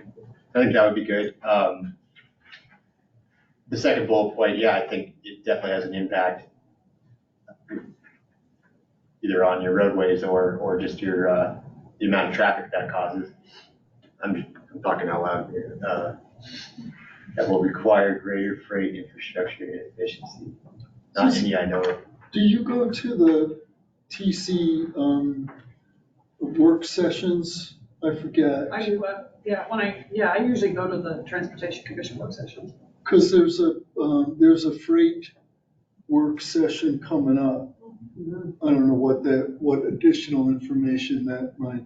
But Yeah, and I think that's who you've been working with, isn't it, Mike, with the Okay. CDOT freight? Yeah, the freight division at CDOT. Okay, yeah, it's just in a couple of weeks, so maybe you can maybe they have some answers to those questions too. We're hoping to work very closely with them. They were very perceptive of our requests. They want to collaborate. I think it's good that we're doing regional freight plan. Commissioner Stevens? Yeah, I wonder if anybody's been in touch, somebody from Coalition Against Bigger Trucks. Oh, yeah. They've probably been involved, they've probably been in touch with a lot of folks. But I mean, the idea is that like the trucking companies are trying to push for these bigger trucks that hold more weight, or these double trucks. I mean, I think electric trucks might, because of the battery needs, might be also weight. And so there's this push for these bigger trucks, but they do have more wear and tear on our roadways than a regular sized truck, right? And so, I mean, this coalition is saying, you know, don't statewide approve these bigger trucks to happen because, I mean, you know, maybe your interstates can handle that weight. But I mean, these trucks are also getting off the road to fuel up or stop for a rest break or whatever. And so that you're responsible for your local roads and, you know, and bridges. And there's some that have gone over bridges where they exceed the weight limit. I mean, there's some crazy pictures out there that they show you of like, of bridges literally falling down because the weight of the truck is too high. And so, I mean, I think that that's something we should, you know, think about is, you know, and I don't know if we've had those discussions statewide, but they're trying to get some restrictions at the federal level, and I don't know that it's getting much traction. But I do think that that's a concern, you know, is like the wear and tear on our roads, because we're responsible for once they get off the highway, we're responsible for those roads.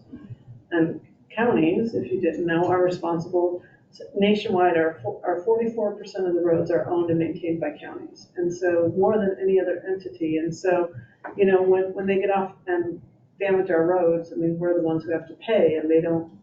I mean, while they pay some fees, they don't pay, you know, for us to replace our roads. So that I think that that's one thing that impacts our communities. And then I would say another thing. I mean, I know that I guess we get the statistics about rail, but I mean, the movement of freight through our communities, especially on rail, if we don't know what's in those cars, we don't know what kind of what kind of chemicals or whatever's in these tank cars, and our first responders are the ones who, you know, go if there's a derailment, and they're the ones who have to go with hazmat and kind of figure out what's happening.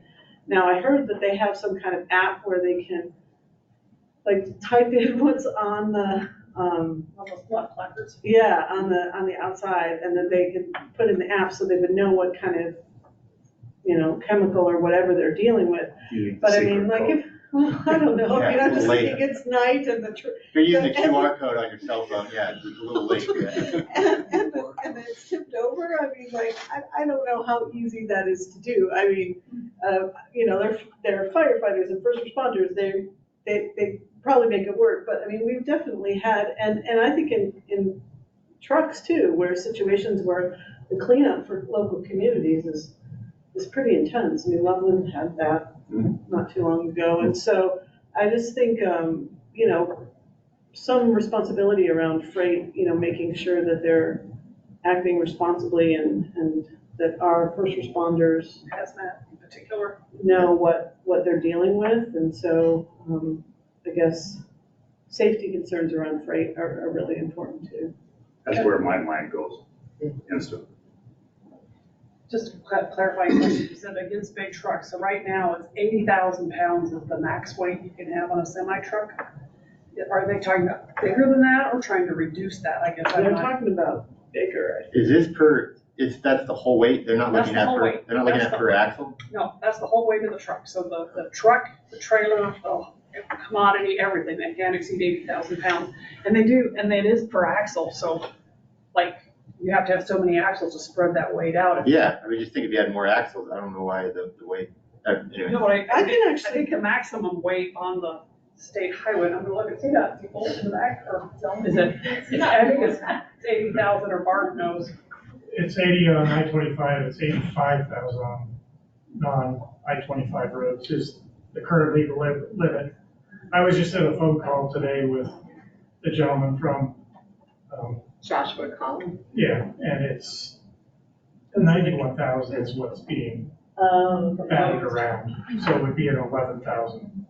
So is there any, truck platooning seems to be just around the corner of an automated vehicle following another truck. That seems to be similar to this situation.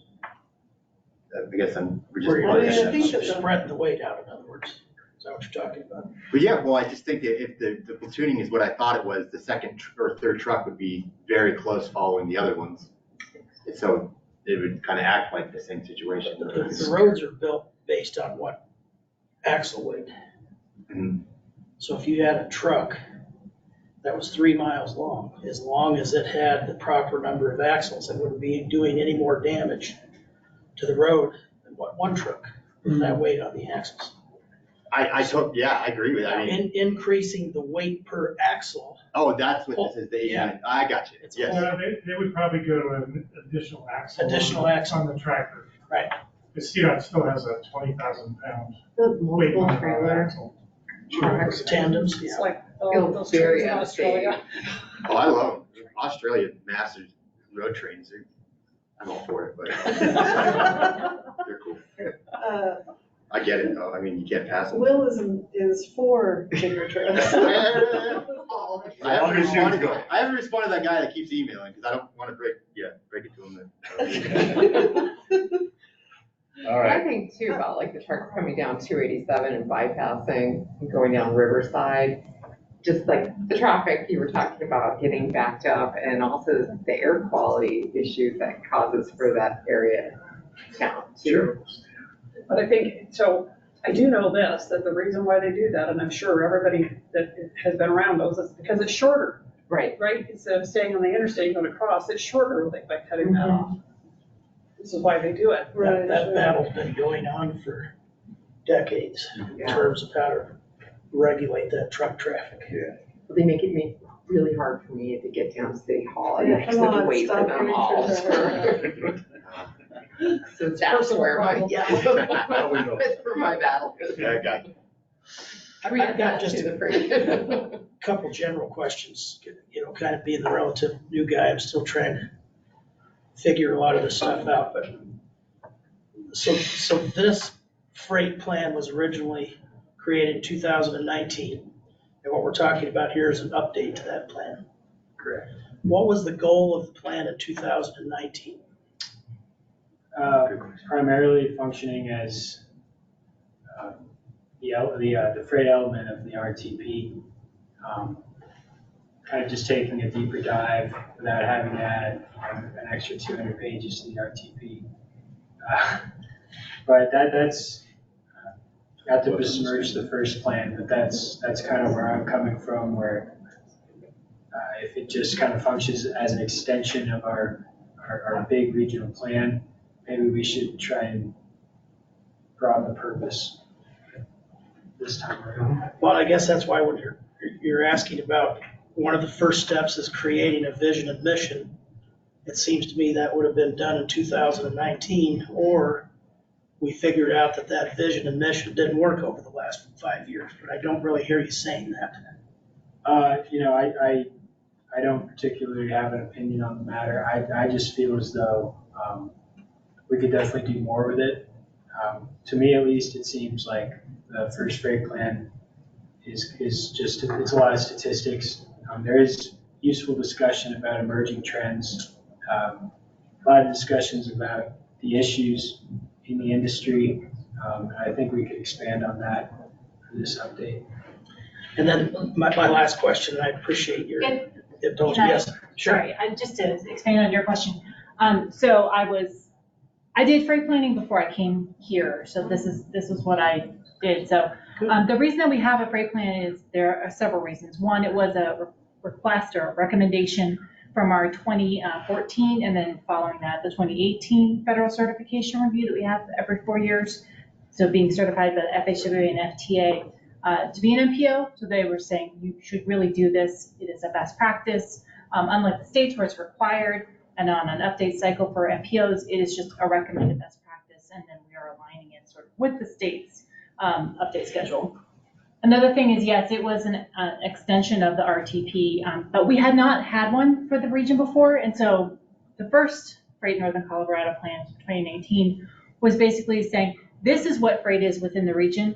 Here's how important each of these sectors are to the region. Here's what those commodities are. Here's what those traffic patterns look like.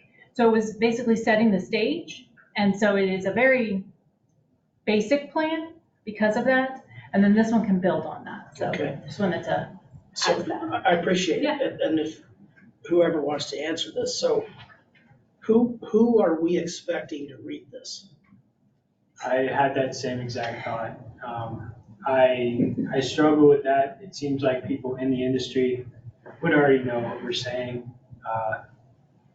But I do think that people think about freight a lot more now. I mean, they couldn't get toilet paper for a while, and maybe they'd be concerned where the trucks are coming from and going a little more. We would need to look at making it more accessible. And I guess really that comes with our outreach plan. We gotta find out, you know, what people would like to see in a document like this. Well, I think defining what we mean by people, and there could be a handful of groups that would find certain parts of this beneficial. Where I was getting at with it, when I went in and was kind of researching this a little bit based on what happened in 2019, my first recommendation as you get into your, you know, comments and so forth, is if we're expecting Joe Blow citizen to look at this and decipher it, it can't be 110 pages. Absolutely. So there might be a resident summary that's 3 or 4 pages that hits that attention span. And then after that, I was like, well, who, because I came to the conclusion that you did, that a lot of these stakeholders that you've identified probably ought to know the rules, the regulations better than we do. So then it's, what are we trying to do with this information? I'm just not clear on that. It may be here and I'm not getting it. If that's the case, I apologize, but I'm just trying to figure out what the real goal is here. I think some of the value comes from, I mean, the data itself. We're gonna collaborate with CDOT, and some of that data is incredibly expensive. Average residents aren't going to go out and buy like data from whoever produces you know, commodity flow information. I do think there's some value in that. But yeah, that's something I've been scratching my head about as well. Thank you. I think it's important information for local governments to have, right? I mean, I think it's important. I mean, you're right. I probably don't think it's going to be the bestseller on the bestseller list. On the other hand, I mean, I do think gathering this information and seeing and finding out if people do have concerns in our community, I think is really important. To say, you know, engaging folks and saying whether they do. And I think around the table, we've heard some concerns already around, you know, weight and what's being, except for Will. You know, weight, what's being transported, you know, how that affects our roads, how it affects congestion. I mean, you know, bigger trucks, it's not only damaging the roads, I mean, you know, it takes them longer to stop, probably, you know, I mean, there's other concerns around truck safety and, you know, and then things we can do to make it better, I guess, you know, on our roads. I know that CDOT did all the work on the, you know, the weigh stations and the ports of entry and stuff like that to make the flow go better so that, you know, trucks aren't merging, like, you know, they have a longer time to merge onto the highway and so different kinds of, you know, how do we address some of these safety concerns that we're still seeing around freight, I think would be valuable too. If I may, I think we should move on. Oh, dang. Mike, you got some notes from us here. I would suggest if you have any other comments for Mike, just email them or Suzette, either way, but Yeah, thanks. if everyone agrees with that, we'll move on. Thank you. Appreciate it. All right, thank you, Mike. Good job. Yes, thanks.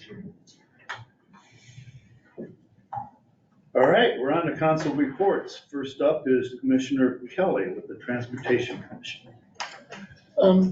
So I was on travel for a month, and so I wasn't at the last commission meeting. But, you know, at that meeting, and the upcoming meeting, it's mostly budgeting and planning and nothing that you want to dive into. It's worse than freight. Yes, it's not a big seller. There was, one of the super interesting pieces is, and it'll change the freight discussion in a couple of years, is BNSF moving from Dr. Cog, their multimodal facility, into Weld County. And it's a gigantic project. It's really going to drive a lot of employment. It's real interesting. If you go down to where their facility is now, it is a spaghetti farm of roads and buildings and congestion. It's down, near the CSU spur in that area. And so anyway, there's a 1601 plan that was presented, and that we're going to vote on in a couple of weeks, and it should fly through most likely. So that's more or less the commission stuff. Now on travel, I was never in transportation until August. Okay. So now I'm noticing that everywhere I go, I see transportation stuff. And so I was in Cambodia and Thailand and Laos, and I was looking at all the transportation stuff, and I picked up a couple of things. They save a lot of money because they don't paint lines on the road, okay, and they don't paint crosswalks, okay. So you can drive wherever the hell you want to drive, okay. And the rule is, you don't beep, you don't do anything, you just beware. It's just buyer beware or driver beware. That'll work in America. Yes. Everything's just a suggestion. A light is just a suggestion. In Laos, they use elephants. Okay, you can go around and they're really quiet. Okay. They flew too. And it's, other than the natural gas admittance that the elephants give, it's really an efficient system. So that's what I picked up on my travels. Nothing about tuk-tuks? Tuk-tuks are fun. Well, they do have really great high occupancy vehicles, but we would have to change our rules so that you could put 4 people on one seat. On a One scooter. seat On a scooter. No, you have to eliminate the seatbelts. But if grandma, mom, a kid, and dad with a loaf of bread could stay on a scooter, we would have high occupancy vehicles everywhere, and that's what they have. So that's my report. Awesome. Thank you, Commissioner.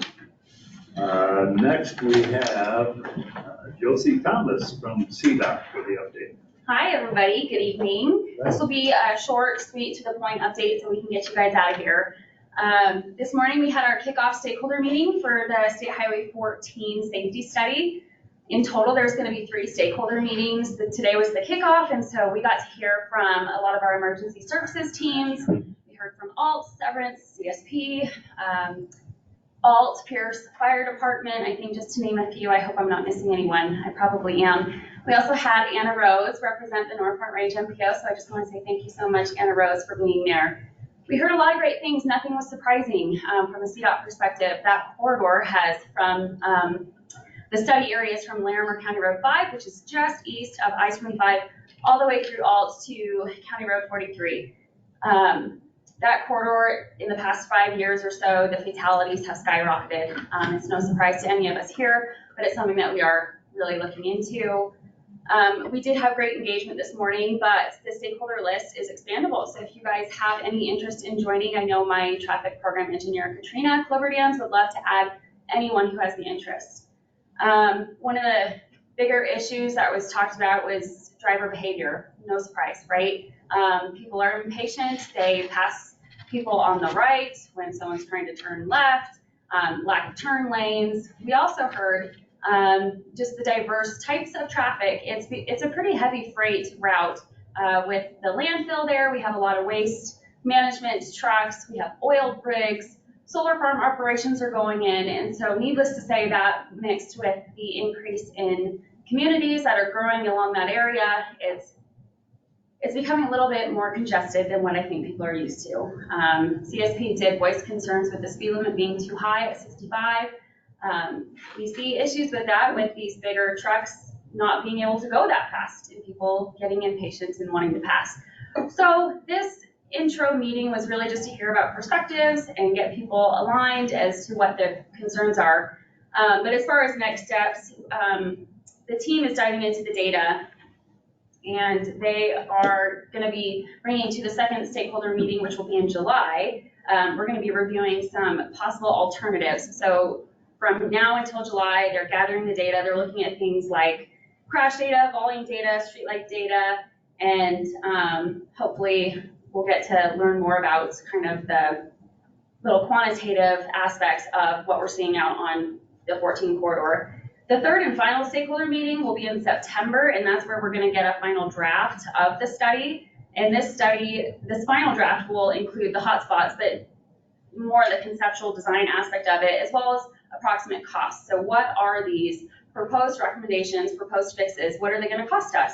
I'm assuming it'll be a lot, and that's where CDOT comes in. But again, I really do want to thank Anna Rose. It's really nice to have our regional partners at the table with us so that we can talk about this really, really critical east-west route that is also a hazmat route. So there's so many other little nuances of that corridor that we're all learning about. Freight on there.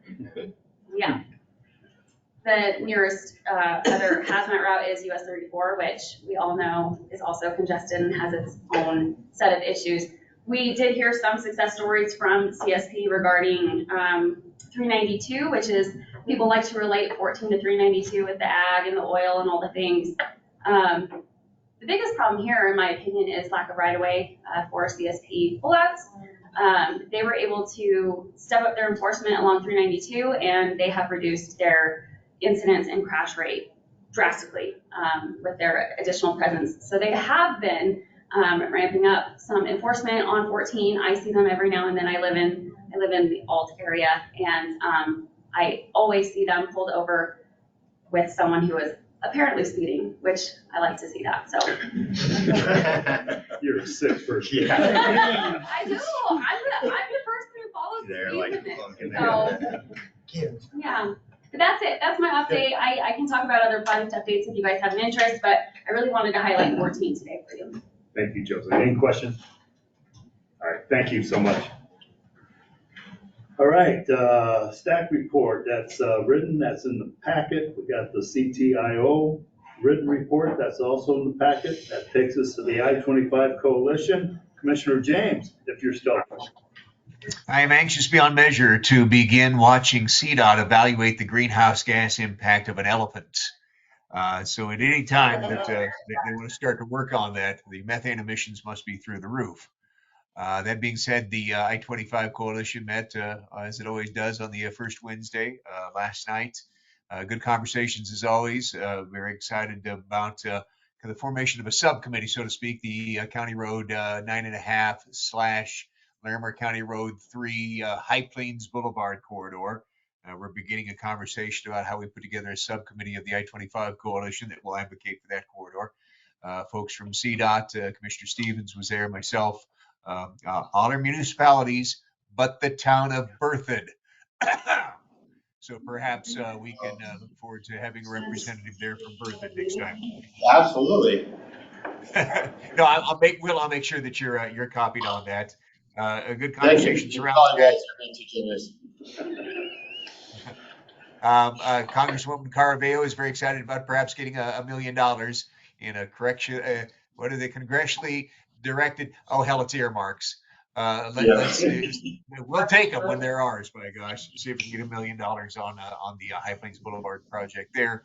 That looks like it's made it into the final bill. Hopefully it'll make it through passage of that tangled mess back in Washington, D.C. That said, we continue to be excited about the I-25 Coalition, inclusive of our new subcommittee. And as always, you're welcome to attend. And that, Mr. Chair, is my report. Thank you so much, Commissioner. Hope you feel better. All right, next we're going to skip the US 34 Coalition. We talked plenty about that. And that brings us to Commissioner Stevens on NAPME. Okay. NAPME met on February 22nd. We didn't have a lot of business to discuss. The the fees are going up because of inflation, you know, so the fees on both the deliveries and the ride shares are going up, you know, a small portion because of inflation. So we had to approve that, even though it's bound by state statute, so we can't increase them any further. We could decrease them, but we chose not to. So we have about $25.9 million in NAPME at this point, hoping to get dollars out, I hope, end of this. No wonder they're trying to take money from you.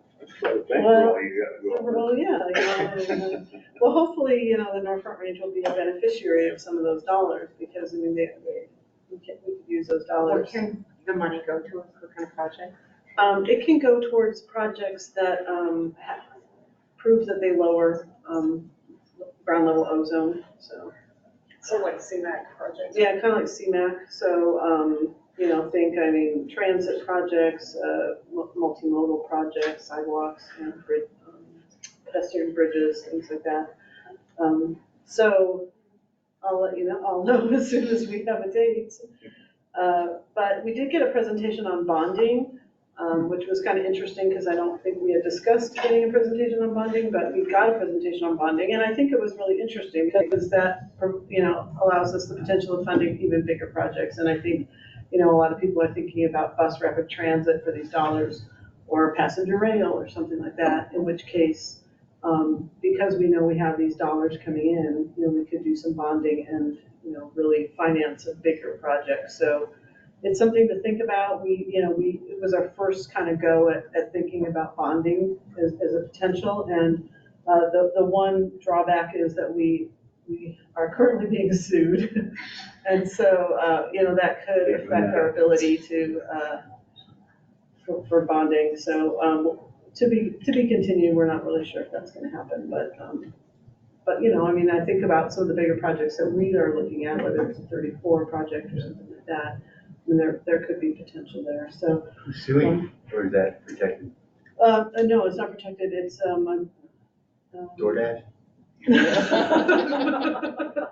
Wow. No, it is a group that doesn't particularly like enterprise. That feels like the enterprise, the fees are a way around tax, Okay.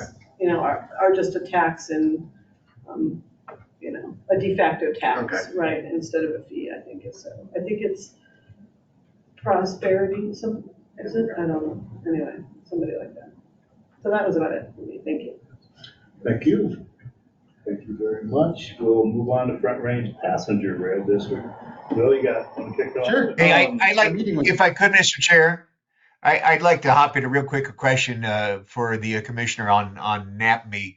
So is a high emitter vehicle project, a high emitter vehicle program, something that falls within the classification of NAPME? I know you're excited to get rid of some money. It seems like that is a prime candidate. So the project that was contemplated in that bill, is that what you're talking about? Any given high emitter project. Yeah, I think that is. I mean, you know, and we had actually talked about that as a board of saying, you know, because there are a lot of, one of the criteria that we've established is that it has to benefit, or we would like it to benefit a disproportionately impacted community. I mean, we had talked about the idea of helping people with their emissions and their cars. I mean, there's a program through Dr. Cog, there's a RAC program that does that. And so I think that a program like that could fit. You know, I think that the problem we were having with the bill, I think it was just that we weren't consulted about it at all. But it's certainly something we could do, I think, with those dollars. From a standpoint of statute, are you required to be consulted about it? That's a good question. I don't know. I just thought it would be a courtesy. I don't think from statute we're. Yeah, I know the answer. You're not. Okay. But Yeah, it is I mean, viable. it just be no, it is a viable project. And yeah, maybe we're not required to be consulted, but it would be, I just felt like it would be a courtesy kind of thing of, hey, I'm proposing this bill. You know, we'd like to use NAPME dollars for it. Here, have a heads up on it, I guess. Is the enterprise a political body? No, I mean, no. Thank you. Thank you. All right, thank you. Will, back to you. Thanks. Our last meeting was on, I got it right here, it's on the, it was on the 1st, but it was approving 2 contracts. Also, current chair had no desire to be chair again. The officer appointments are up. So Chris Nevitt, who is with the City of Denver governor appointee, is our new chair. Let's see, the only other thing was an executive session that can't really talk about, but that was really. We won't ask any questions. It was an executive session that turned into not having one, so there was no substance to it, a legal matter. Anyway, yeah, pretty brief. Some comments from Colorado Springs regarding the white paper and them kind of feeling left out. Brief conversation around the local powers with RTD on the passenger rail, but otherwise that was it. Right. And Commissioner James, you're right. The I-25 coalition, I absolutely need to be there more. All right. Johnny, you want to add anything? Passed out. Nope, I don't even think I was there. Was I, Will? You were there. You weren't at the workshop, but you were there last week. Yeah. And we've had so many, I don't blame them. We've had so many of these that they just roll together. Johnny, we got to talk. Oh, I was there.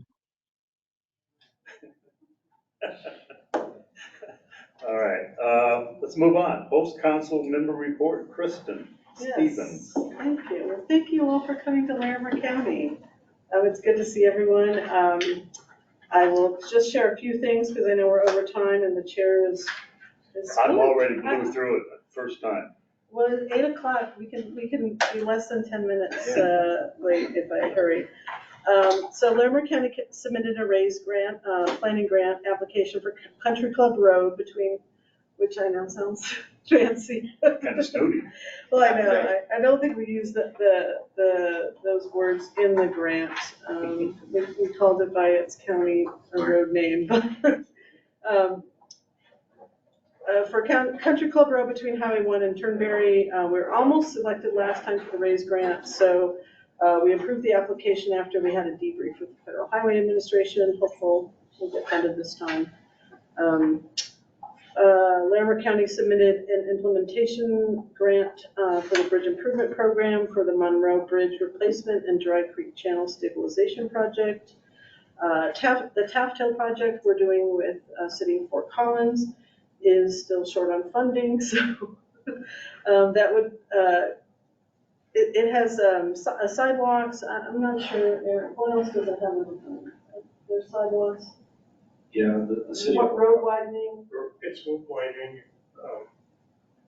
buffered bike lanes. Buffered bike lanes too. It's widening the other half of that road, to be 4 lanes. So we will be meeting the City of Fort Collins to discuss funding options. Pooter Trail project, we're working to get an easement signed with the developer soon. Our Shield Street project is under construction and progressing well. So I think that's it. I just wanted to say that the Front Range Passenger Rail had a train that went from Union Station. Thank you for bringing that up. Round trip. I totally blew that today. But the irony was I was in Longmont. No, I was invited. They didn't have the destination in Longmont. I'm totally honest with you. I was waiting down there and didn't know where it went, so I just drove off. But yeah, it sounds like Jody went. So. Yeah. Did you go? Yeah, I did. Yeah, I did. So it went from Union Station round trip to Longmont, and the first time passenger rail has been on that stretch. I think maybe since I don't know. What was the ride like? It was slow. Okay. Because I think that they don't have a lot of the same. My guess is that it's not, Yeah. High speed caliber. Well, it's not high speed yet. Certainly, I don't think all the safety precautions are there that are needed for that. So I did take the bus day back so I could make it barely in time for this meeting. But it was interesting. It was kind of cool to go through some of those communities. People were actually on the side of, it did feel a little bit like the 1800s. People were on the side of the road taking pictures. Wait till that thing goes past Berkeley. A lot of moons you'll see. A lot of eggs. Yeah. Okay. Well, hopefully we'll get it'll be on, we will get a stop and birth it in some other communities for you know, I think there's express options and there could be also, you know, kind of local options, just like they do on the East Coast. So I totally anyway, agree. that There's was no very interest cool. there. Yeah, awesome. So was that tour because that was demonstrating the Northwest rail line extension that? Then Amtrak's kind of showing Amtrak's, off, yeah. I think it's just a PR thing. Yeah, I think it's a PR. Yeah, it's There's just- developers there too to talk about transit, just from the interview, talk about transit-oriented development. They asked us not to share the invite. It was kind of a So it limited was to thing. separate the cool kids from I guess, yeah. Yeah. I mean, if you saw the people, I mean, yeah, I don't think there was any coolness about it. They said went through when I was a kid. Slow moving train, but it was, Yeah, you know, I mean, it was kind of cool, Yeah. actually. I mean, you know, to say, hey, here's what we can do. It was, you know, obviously there was a PR piece to it, but, Yeah. it was fun. You know, that safety piece that has to measure where freight is and everything else is almost $1 billion. It's $900 million. Oh. Yeah, And that's the verb between Union Station and Walmart. Well, I think it's supposed to take the whole route, but I know it's close to $1 billion that you're gonna have to spend. But Hard to change. it's baked into the price, so. So I was wondering, do you know if the safety improvements will increase the speed for passenger rail? Do you know if it'll increase the speed for freight? Hopefully not. No, I don't know. Okay. I don't know. No, it's like an electronic measurement thing, traffic manager, you know, Okay, system, so there's no crashes. right, okay, I okay, don't know about the speed okay. component.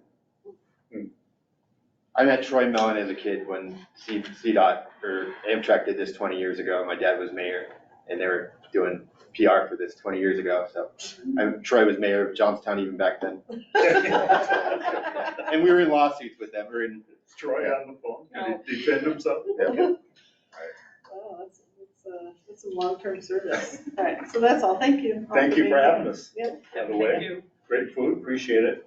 Next week or next month is in Windsor. If you have any additions or topics, contact Suzette, not me. Thank you all. Oh, wait,